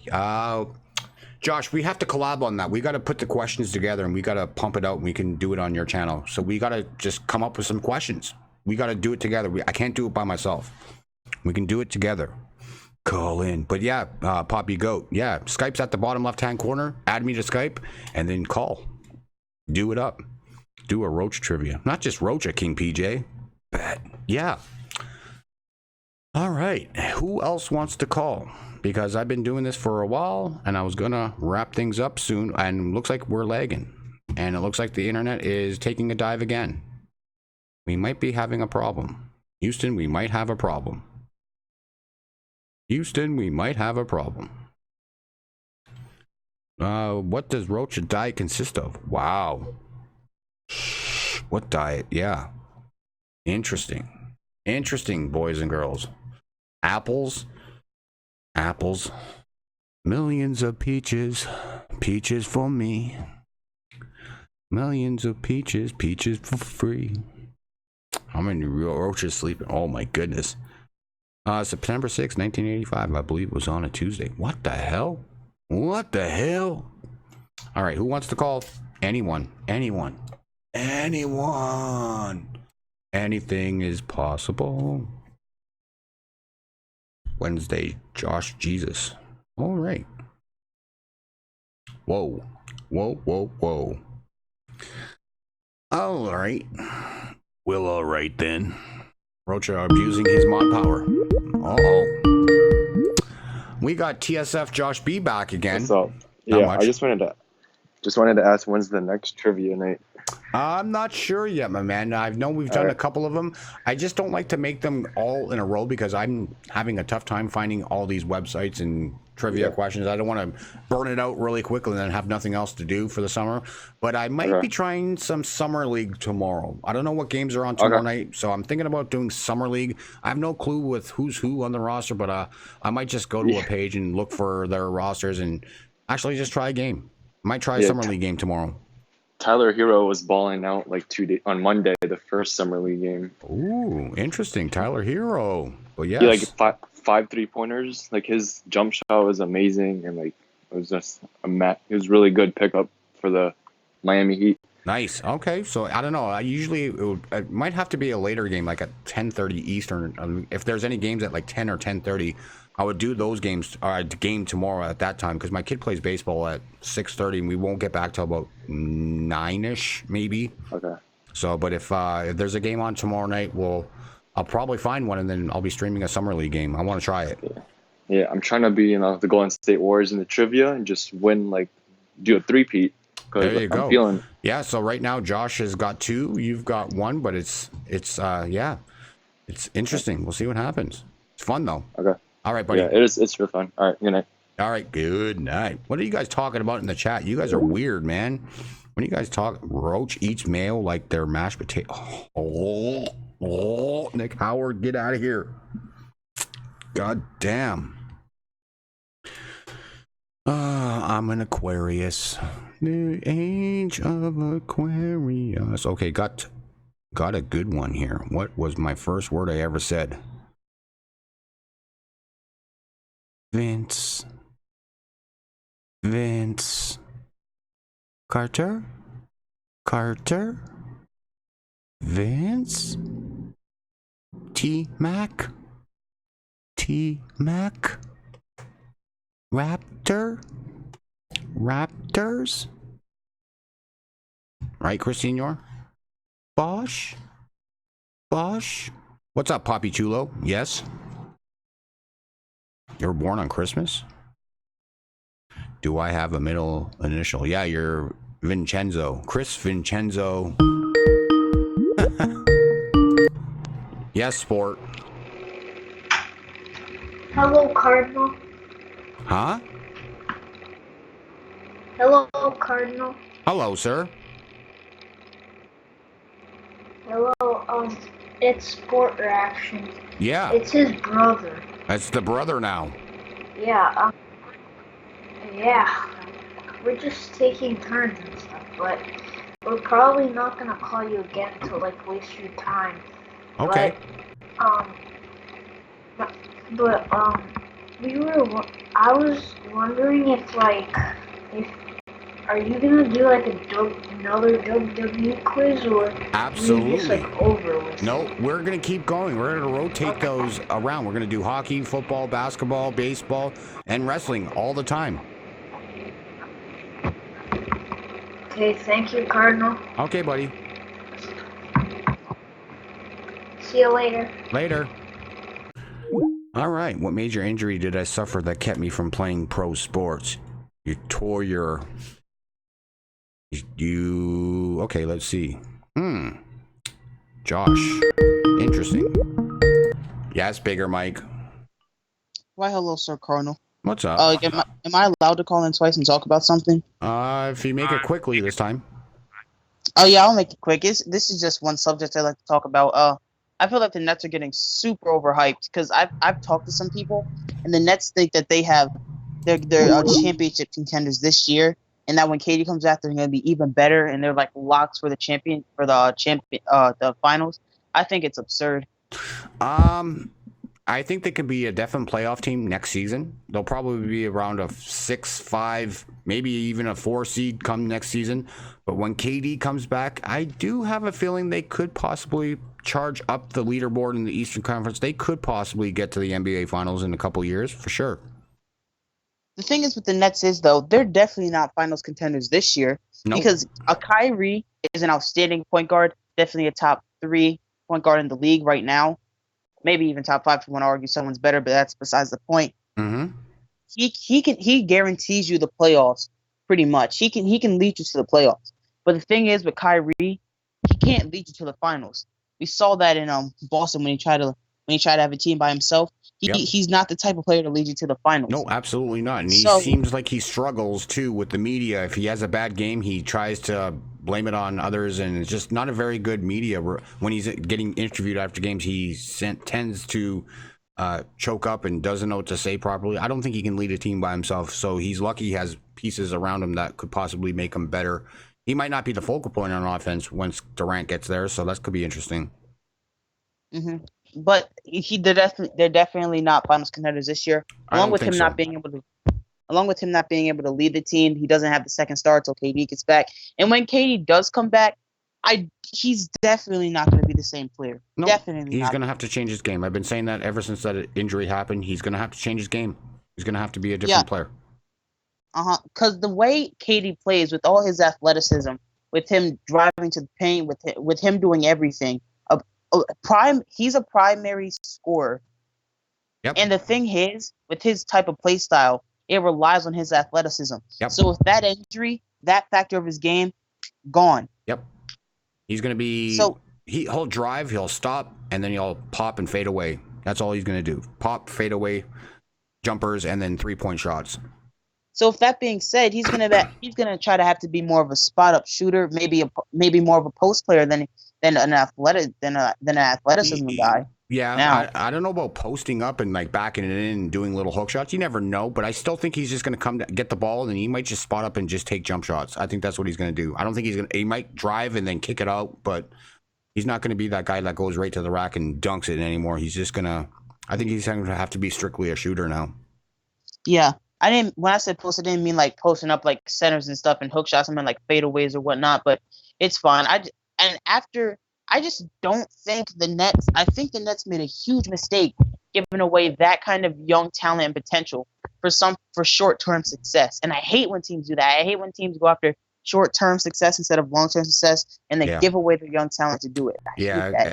I agree with that statement 1,000%. You had D'Angelo Russell, who was a all-star player last year, 21 points averaged a game, 7 assists. He was coming to his own, 23 years old, and you just let him walk. You just let him walk just for immediate help right now. Maybe there's pressure for the management to get them to a win right now because there's so much benefits when you have an NBA championship. Look at the Raptors. They're going to have a pretty wealthy incoming with all the revenue that they got from their playoff run. So I think there's maybe pressure from upper management to get these teams to win a championship now. And I don't even think KD will fit with Kyrie because the thing is, both KD and Kyrie are ball-dominant type of guys. They score with the ball in their hands. Mm-hmm. With the Warriors, Curry isn't really a ball-dominant guy. He can score other ways without the ball in his hands.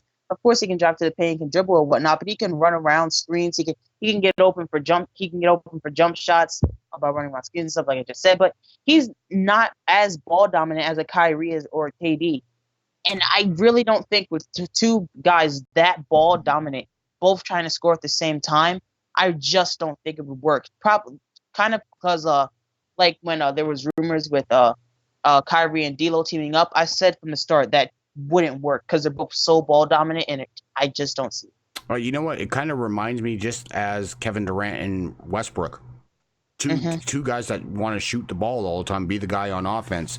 So you do have a point, but I'm not sure. I don't know how it's going to be. Kyrie's an underrated passer. He's great at when he wants to be a passer, but like you said, he likes to shoot the ball, get 20, 25 points a game. So we'll see what happens with that. That's going to be interesting to see for sure when KD comes back for the next season and how that team's going to do well together. And if KD is going to be the man on the offense, or is it Kyrie going to play along and be Mr. Nice Guy and set him up, or is he going to be that guy that likes to shoot wildly too? So we'll see. We'll see. And with that being said, they still do have some young pieces like Karis LeVert and Jared Allen. But the last thing I want to do, because I want to make it quick, I feel like the future for the Nets can be screwed, not just because they gave away their young talent, but because of Kyrie and KD's ego. I feel like there's always whenever there's a team that's so good that there's so many egos on it. I feel like there's a chance they could fall out. Yeah. Just because, especially in the NBA, because the NBA is more of it's still a team sport, but it's not as much as a team sport as like football would be. Yep. And if there's two guys want to do everything all the time and their egos are going head to head, it may not work. Kyrie may end up requesting a trade because he can't deal with it. Who knows what the Nets hold in the future? It's so unpredictable with the Nets. But one thing I'm sure of is that Nets fans will always regret getting rid of D'Lo. I feel like they'll always regret. That's very interesting, and we're going to have to wait and see after this tenure is up with them. We'll see as soon as 2 years from now, so we'll see what happens when they actually play a full season together. But right now, they're not going to be an NBA championship capable team. I think they'll be in the playoffs, but they will not be contending for the Eastern Conference title this year for sure. But we'll see. We'll see what happens. That's why we play the games. All right, buddy. All right, I'll see you. I know I'm holding you up. My bad. All good. Bye-bye. All right. Definitely. What the hell are you guys talking about? No. Sports reactions. You've been calling nonstop tonight. You called twice already, buddy. I can't have you guys calling every 5 seconds. Give somebody else a chance to call, my good sir. My favorite part of Canada, the poutine ham. And I saw your earlier question about will I burn, or people are going to burn Kawhi jerseys. I doubt it, but you never know. There might be some idiot fans that do. But me, if I had one, I wouldn't. Hello? Hello. Is this Ricky Rubio? This is Ricky Rubio. What's up, Ricky Rubio? How's the man bun? It's not bad. It's not bad. It's hanging in there. Oh, it's hanging in there. That's good. So, you a father yet? I'm working on it. You're working on it. All right. What's up with you, man? Not much. I just called to talk about the obligatory Vikings are going to sweep the Bears talk. Oh, boy. Here we go. Josh is in the chat, too, so you might want to address him directly. I have no part of this. All right. Josh, here's how it's going to go down. All right, the Vikings are going to be building up momentum at the beginning of the season. We're going to come fresh off the Raiders win going into week 4. We're going to surprise you. We're going to stun you, kick your ass. And by the time week 17 comes around, it's going to be tied, and we're going to be playing for the division title. And we're going to take that one too. Wow. We're going to ride off into the sunset. And I'm going to be riding off into the sunset listening to you diss your own team on a record. Wow. So you guys have a bet going on this season, do you? That's right. Do you want to tell the viewers if they don't know what your bet is? Yeah, so me and Josh have a bet going into the NFL season that the loser of this bet has to make a diss track about their own team, but the Vikings have to sweep the Bears for him to have to do it, and the Bears have to sweep the Vikings for me to have to do it. So if we split, nobody has to do anything, but if one team sweeps another, then somebody's going to be dissing their own team on a song. There was reports out there that also you guys would be shaving your heads. Whoa. I don't know about that. Can you confirm that? You know what? I keep my hair pretty short anyway, so I'm not scared. Okay. And Josh, I heard the same thing with you. You would shave your head and your facial hair, and you would be Austin Powers. What's his name? Mike Myers. What's his name in that movie? Yeah, whatever. I heard you were shaving your head too, Josh. There's rumors going out there circulating. Can you confirm? Neither confirm or deny? Interesting. Well, we'll just wait for him to reply. Maybe he's stuck in work right now, but he was in the chat just a second ago. But maybe we'll get that confirmed. Yeah, he probably disappeared as soon as he heard a bunch of truth being spoken. Yeah, that's true too. Josh sometimes just creeps out at the right time, so maybe he heard it and he ran to the bathroom to get some tissues. I don't know. Maybe so. Maybe so. I wouldn't doubt it. Yeah. So what do you think? Let's merge.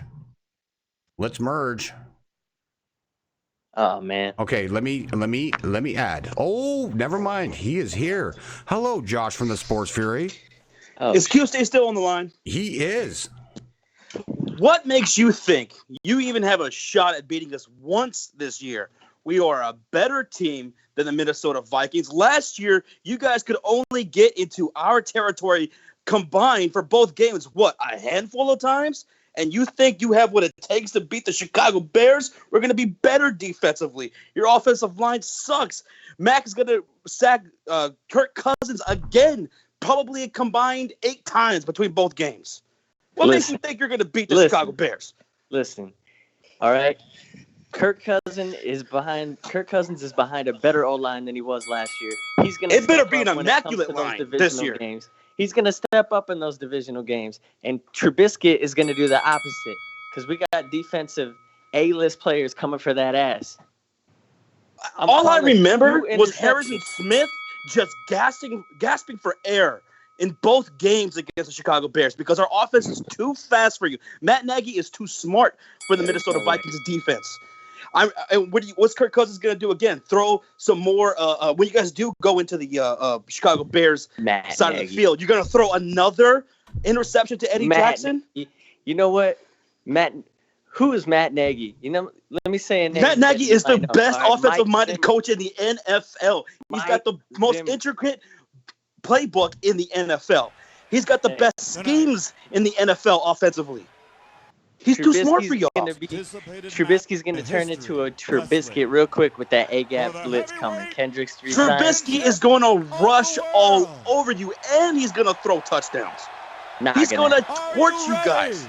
He's going to leave you gasping for air again. Found his own wrestling fans. It's not going to happen like that. You have no answer for Taylor Gabriel. You have no answer for Tariq Cohen, just like last year. And now David Montgomery, he's coming into the offensive scheme this year.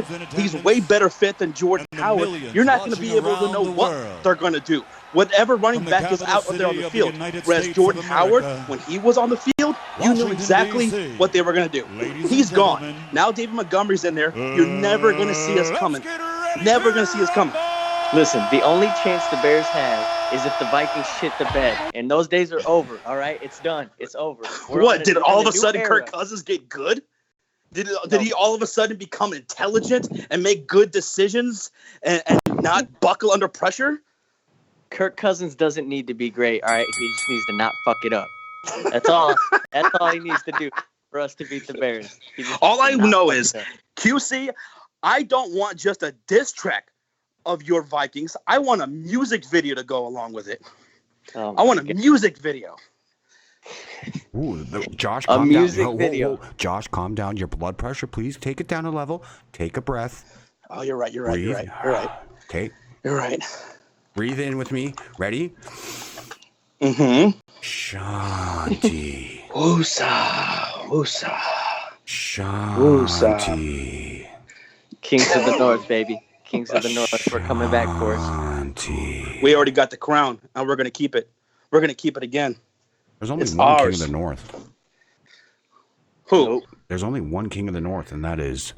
You're like that wrestler who kept the belt for what, one day? I just learned that the other day. Oh, what? No. And you guys are that wrestler who was on the undercard. You guys are you're the ones who don't even get an entrance to the ring. You're just already there when they come from commercial break. Yeah. That's the Minnesota Vikings. Ooh, they're the jobbers. The jobbers of the NFL. No ring music, nothing. Just in the ring, and they're called the QCs. You know what? He doesn't even get an announcent. Nothing. He's just there to take the job. We're Undertaker throwing you off the top of Hell in a Cell. That's what you are. You're mankind going through the table off the top of Hell in a Cell. I'm digging real deep on my knowledge of wrestling right here. All right, that's about it. That's about all I got. Okay, that's all you got. Okay, well, let me tell you something. Everybody in the chat right now, when we stream the Bears versus Vikings games, QC is going to be on the stream before the game and after the game. And you better not punk out neither. When the Bears win, I need you to call in. Don't say all of a sudden, I'm busy, I got to go to work, or my internet's down. I don't know. You got to call in after each game. Listen, don't even worry about it. I'm calling in regardless. I'm a man of my word. I stick to my bets. I stick to my word. But just know that when the Vikings win and I come back on after the game, that's my show. That's my show for the next half hour. That's your show. Huh? All right, the floor will be yours. The floor will be yours. But it ain't going to happen. That ain't going to happen. And what I'm going to do is, when it's my show for a half hour, I'm bringing on Nick Howard, Crazy Mofo, Rocha. All the homies are just going to be kicking it on your stream. We're just going to have a good time. We're going to talk shit about the Bears. They're welcome on the stream anytime. But I want to hear you sob and cry and make excuses why Kirk Cousins threw 4 interceptions, was sacked 5 times, and why Trubisky was able to torch your defense. That's what I want to hear. You dreaming right now, boy. You don't even have the best defense in the NFC. Dreaming? I'm remembering what happened last year. 5 interceptions. It's going to happen again, baby. It's going to happen again. Except this time it's going to be worse because we're a much better team. Much better team. Let me just say this. You're lucky SirCardinal's holding me back right now. Oh, no. Well, I'm just playing. I'm just playing some background stuff, so don't mind me, guys. Don't mind me. You're gonna have yourself a nice pot pie, both those games, to calm you down. You know what? No, those pot pies still tasted great. All right, don't bring pot pies into this. It has nothing to do with pot pies. But you're gonna need something to calm you down. You're gonna need some kind of comfort. You're gonna need some kind of comfort. Damn, I can't wait. I can't wait, sir. Sir Cardinal, what do you think? Who do you think is going to win this bet? Do you think it's going to be the Vikings, or would you say the Bears are more likely to sweep the other? Stop Bears. Stop Bears. No. Chat. Everybody in the chat. Who do you think is more likely to sweep the other? Is it the Bears, or is it the Vikings? It's the Vikings, baby. Kirk Cousins, y'all. That's all I'm saying. Kirk Cousins. Sorry, guys. I'm just eating some popcorn. Please continue. Hey. What would be the game Mike plan? Zimmer is gonna bend you over like it's fucking 1960, and you just pissed off the teacher in school. He's gonna pull those pants down and paddle that ass, boy. I mean, Get what ready. answer do you have? Not just forget Khalil Mack. Who's guarding the middle when Eddie Goldman, the man in the middle, comes right through, or Akeem Hicks, or Bilal Nichols, or Leonard Floyd? I don't know if you know. What our answer do you got for that? Our linebackers can back up and play some pretty good coverage. I mean, Anthony Barr's not quick, and he's usually the one sent, but Kendricks is all about that. All right, he's a ball hawk. He's looking for a pick six. He doesn't just want the interception. He doesn't want to bat it down. Kendricks is hungry. What happens if he misses it? What happens if he misses that pick six? Then what? What Takes it to the happens? house?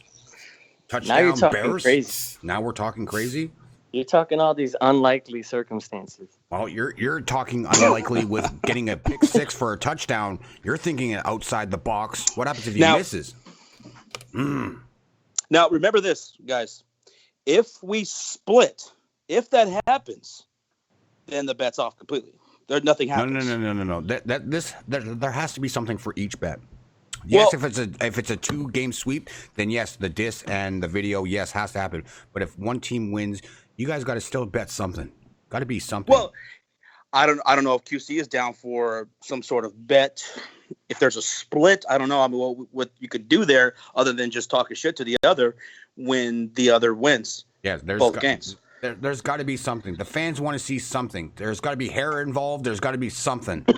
Well, I'm always down for a bet because I'm confident as shit. So how about the facial hair? It's up to Get rid of QC. the facial hair. QC, get rid of your Spanish goatee, and you get rid of your facial moss, and call it a thing. Let's go.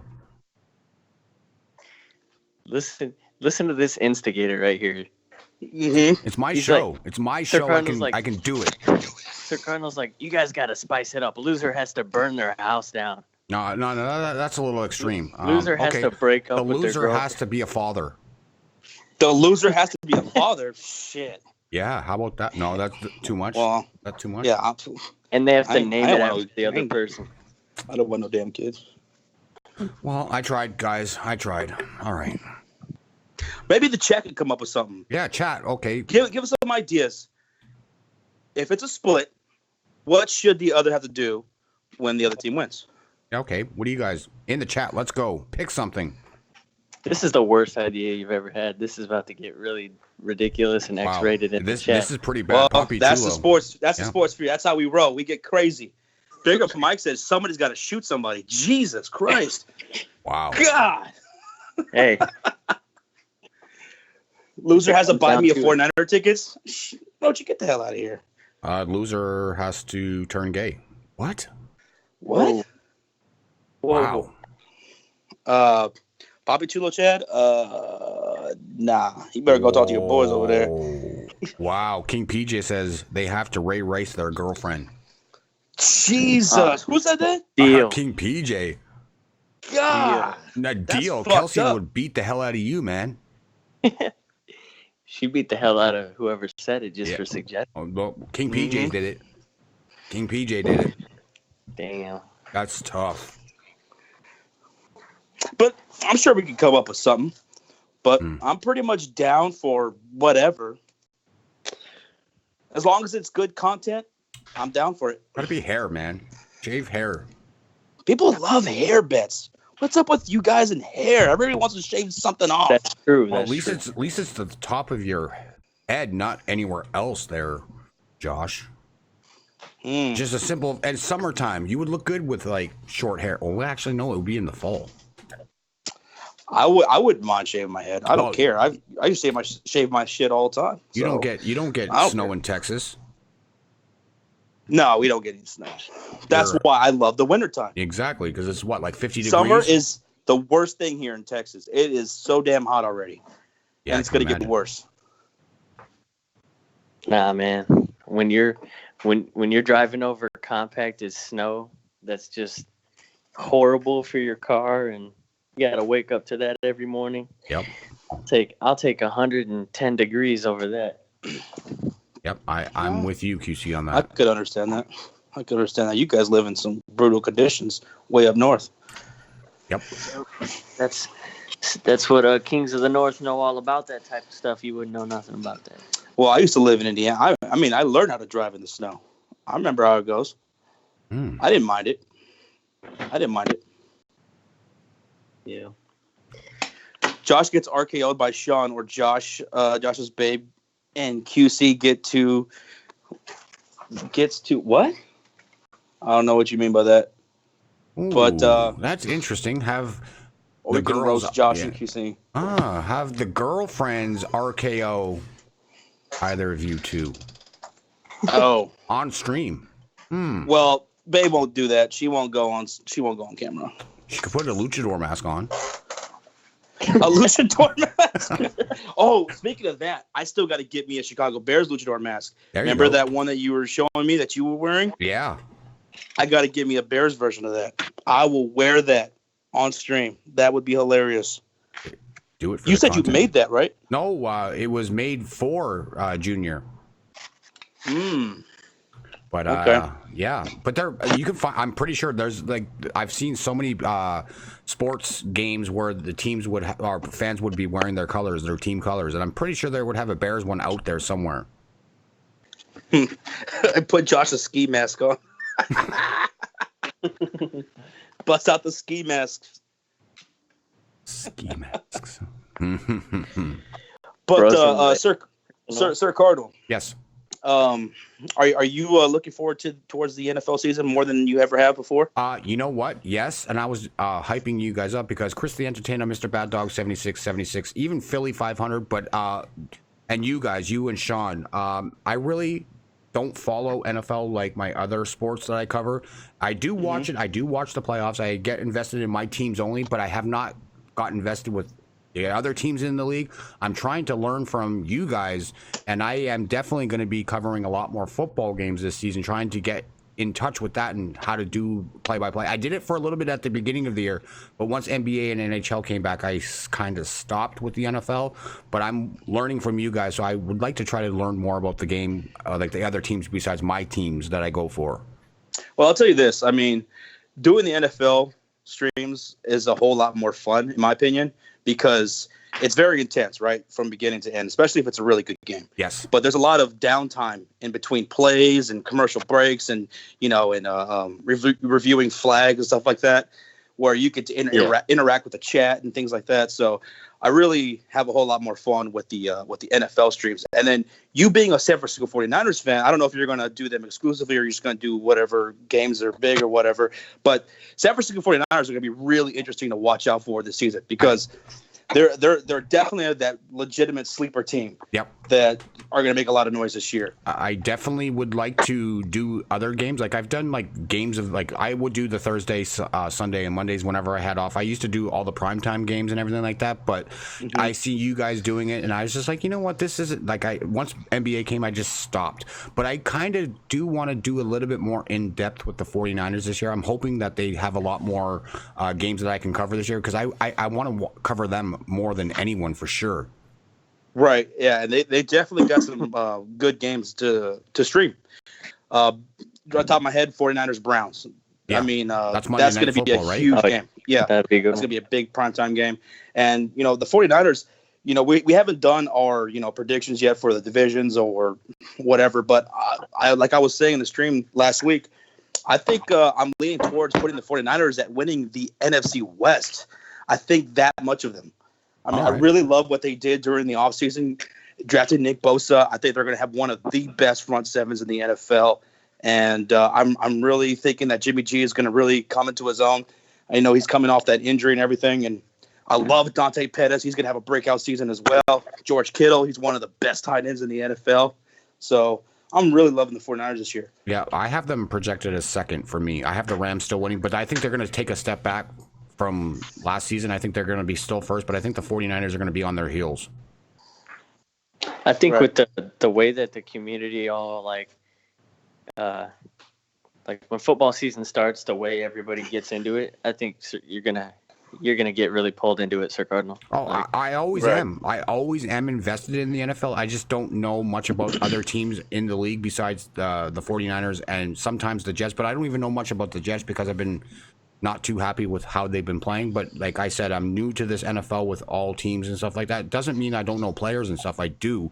But I just pay attention a little bit more to the 49ers than anyone else. And I want to learn more about every team and players and stuff like that. But the play-by-play was fun. I did the Super Bowl this past year. It was great. It was entertaining for me. But that was the only football I did.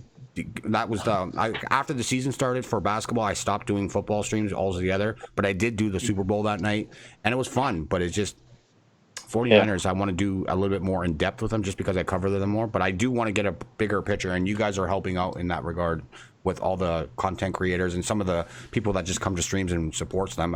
They know their stuff, and I'm learning from them too with all the talk and everything. Yeah, and it's just it's just a whole lot of fun. Everybody has fun with it. A lot of trash talk, just like what me and QC were just doing. Yeah, but it's fun. It's just there's nothing like football, in my opinion. Yep. Sorry, D-Moon, longtime friend of the wrestling community, just made a comment, says, where does Kawhi land? Honest opinion. Shout out to you, D-Moon. Thanks for coming through. I know you're a big Lakers fan, but there's the big talk about him going to the Lakers. I honestly feel his best chance to succeed would be here in Toronto. I think he needs to stay here.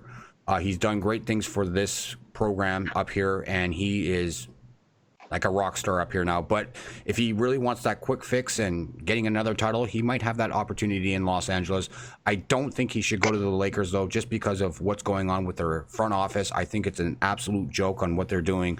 I think there's too much drama in that organization, and I just feel he would be better suited here in Toronto. Just my opinion. I would agree with that. I really hope he does stay in Toronto. I really hope he does stay in Toronto. It makes the Eastern Conference a whole lot more interesting to watch. And yeah, I mean, he's got everything for him right there. If he goes to the Los Angeles Lakers, I think that just, I don't know, kind of waters down the season for me a little bit because, It does for me, but you know what? There's so much parity now after this free agency. The East, like Brooklyn is going to be a playoff team next year. I would think in the lower part, like 6, maybe as low as a 6 seed, maybe even a 5. But you got the Philadelphia's probably going to be in the playoffs. Boston's probably going to be in the playoffs. If Kawhi stays in Toronto, I think they could be a playoff team still, regardless. They could be probably the best in the East. Milwaukee, I think they take a little bit step back. I think they could be in the top 3 this year. I don't think they're going to be number 1 in the East next year just because of what they lost, but they're still going to be a good team, and you still got a lot of other teams in the Eastern Conference that could come knocking on the door. But I think there's a lot of parity now in the NBA for sure after this free agency. Yeah, and it's going to make for a lot better of regular season games. And now, if Kawhi does go to the Los Angeles Lakers, they're going to be the heavily favored. But if he stays in Toronto, then it's a lot more open on both conferences. Yeah. And, and speaking of the Philadelphia 76ers, they'll still be right there in the hunt. They'll probably be about 3rd, 4th seed. Their starting lineup, it looks good, but they still have a bit of the same problem that they did last year. Good starting lineup. It looks nice, but lack of depth, that was an issue for them. Yep. And look at the teams in the West. You still have, like what teams surprised me during this free agency? The Utah Jazz are going to be scary good next year. I think they could be a top 3 team in the West. You got Houston going to be basically the same team. They got to gel together. Man. They have a chance. Golden State, don't sleep on them yet. They might be a team that doesn't make the NBA Finals next year, but you know what? I still think they're going to be a top 4 team in the West. And when Klay comes back, look out. They could upset one of the top teams in the playoffs next season just by looking at what they have. So yeah. I mean, with the Utah Jazz, I've been saying for months, like, God, somebody put a damn point guard over there, and this is a legitimate team. Not only did they go get that veteran point guard in Mike Conley, but they went ahead and added Bogdanovich from the Indiana Pacers. I mean, I was like, now they got solid depth. They got their point guard, their backcourt with Donovan Mitchell. Their front court is amazing. Don't forget the Denver Nuggets. I mean, they took a massive jump last year from where they were the year before that. Yep. So, Portland, man. I mean, Portland as well. Portland is scary good right now. So, it's it's just so many teams in the West too as well. Then Phoenix is going to be on the rise eventually. Hopefully, Sacramento could be a team. Look at San Beverly. Antonio? Yeah, San Antonio. The Pelicans in the future, they're going to be right there. Just everybody from top to bottom in that Western. Oh, well, Minnesota, hopefully they can pick it up, but I don't know really. Memphis, who knows? But the whole West looks really good. The Clippers, I think, are going to be a better team next season with more experience. And if Kawhi decides to go to the Clippers, they could be a team that could come knocking on the door in a couple of years too. So just so much parity. The East, you got Orlando. They might be a playoff team, slight, maybe borderline. Atlanta's on the rise, not quite there yet. Chicago, not quite there yet. Detroit could be at the 500 mark again. Cleveland, still a work in progress. Miami, don't know about. Indiana's going to be a lot better next year, I think, with the addition of Brogdon and Oladipo, a healthy Oladipo. And the Knicks added good veterans, but I don't think it's enough to get into the playoffs. And then the rest are all the teams, the top teams. Charlotte, I think they're going to take a step back. I think they're going to take a way step back. They could possibly be a top pick team next season. It's going to get rough. Yeah, it's going to be rough for Charlotte next season. Exactly. So I don't know, but it's just a lot more parity. It's a lot more fun seeing like there's several teams that could be talked about in the championship next year. But yeah, if the Lakers got Kawhi, they're definitely, if they get Kawhi, they definitely could be that fast track team to win another one. I just don't want him there. I don't think he fits there. Yeah, I hope Kawhi stays too. It was getting nice to watch the East tip back after all the, how long the West has dominated the league, all the way back to like when the Suns had like their 48-win season, the best record to miss the playoffs. Like that was heartbreaking. We would have been like second or third seed in the Eastern Conference that year, and we didn't make it because the league was so flipped to the West, And so I hope Kawhi stays too, not only because the Lakers are in my division and my conference, but it's nice to watch Kawhi bring that energy to Toronto. Yeah, and the questions are being arised, like, he missed so many games with the Raptors this year because of load management. LeBron's going to need load management, I think, this year. I think he definitely needs load management in order to compete for the playoffs. And then you got Anthony Davis, sometimes can't really play a full game as well. He's often injured from time to time during the course of a season. So I don't know, man. I just don't like what the Lakers are going to present Kawhi. I just don't think he should touch that with a 10-foot pole. He's done great with Toronto. He has great medical staff here. He's talking about bringing the guy from Toronto to possibly the Lakers to have him in the Lakers, but I'd rather just stay where you are, man. You got a good team around you. You got basically everyone back. You can contend for another possible championship next season. Why bother? I understand 2 superstar players, but then your bench. Who's going to be on your bench? You're going to have nobodies. I just don't like that fit for him right now, personally. Yeah. And he's got some decisions to make. Now, you were talking about load management right there. So, what do you think about the NBA shortening their NBA season? These talks have been, really heating up lately. Adam Silver, he's putting out all different kinds of scenarios on what they could do. Do you think the NBA should shorten their season? Because I certainly think they should. Play 75 games, maybe? Yeah. I mean, you could just shorten it just like, by 12 games or so. Yeah. And then 70 games. Right. Now, if you shorten the NBA season, Adam Silver says they still got to make up, those games in a different type of way. So he's talking about putting together a mid-season and end-of-the-season tournament. What would you think about that? Depends on what the mid-season tournament would entail. Like, what would happen in that mid-season tournament? Yeah, not much. It would just be for, like, a little cup or something like that, like a little title. Like, hey, there you go. Good job. To maybe give you a preview, a glimpse of halfway through the season who's where. Right. But still, I think that's weird. I think it's like weird, too. Taste of nothing, Now, the end of the season tournament would be something that would determine the draft order. What do you think about that? For the whole league would be a part of that? So you're saying playoff teams have a chance at the number one pick? No, it would probably be the bottom 8 teams. Okay, so the 2 bottom 8 teams, so a 16 tournament, just the teams that didn't make the playoffs, and whoever won that tournament would get first overall? Right, yeah.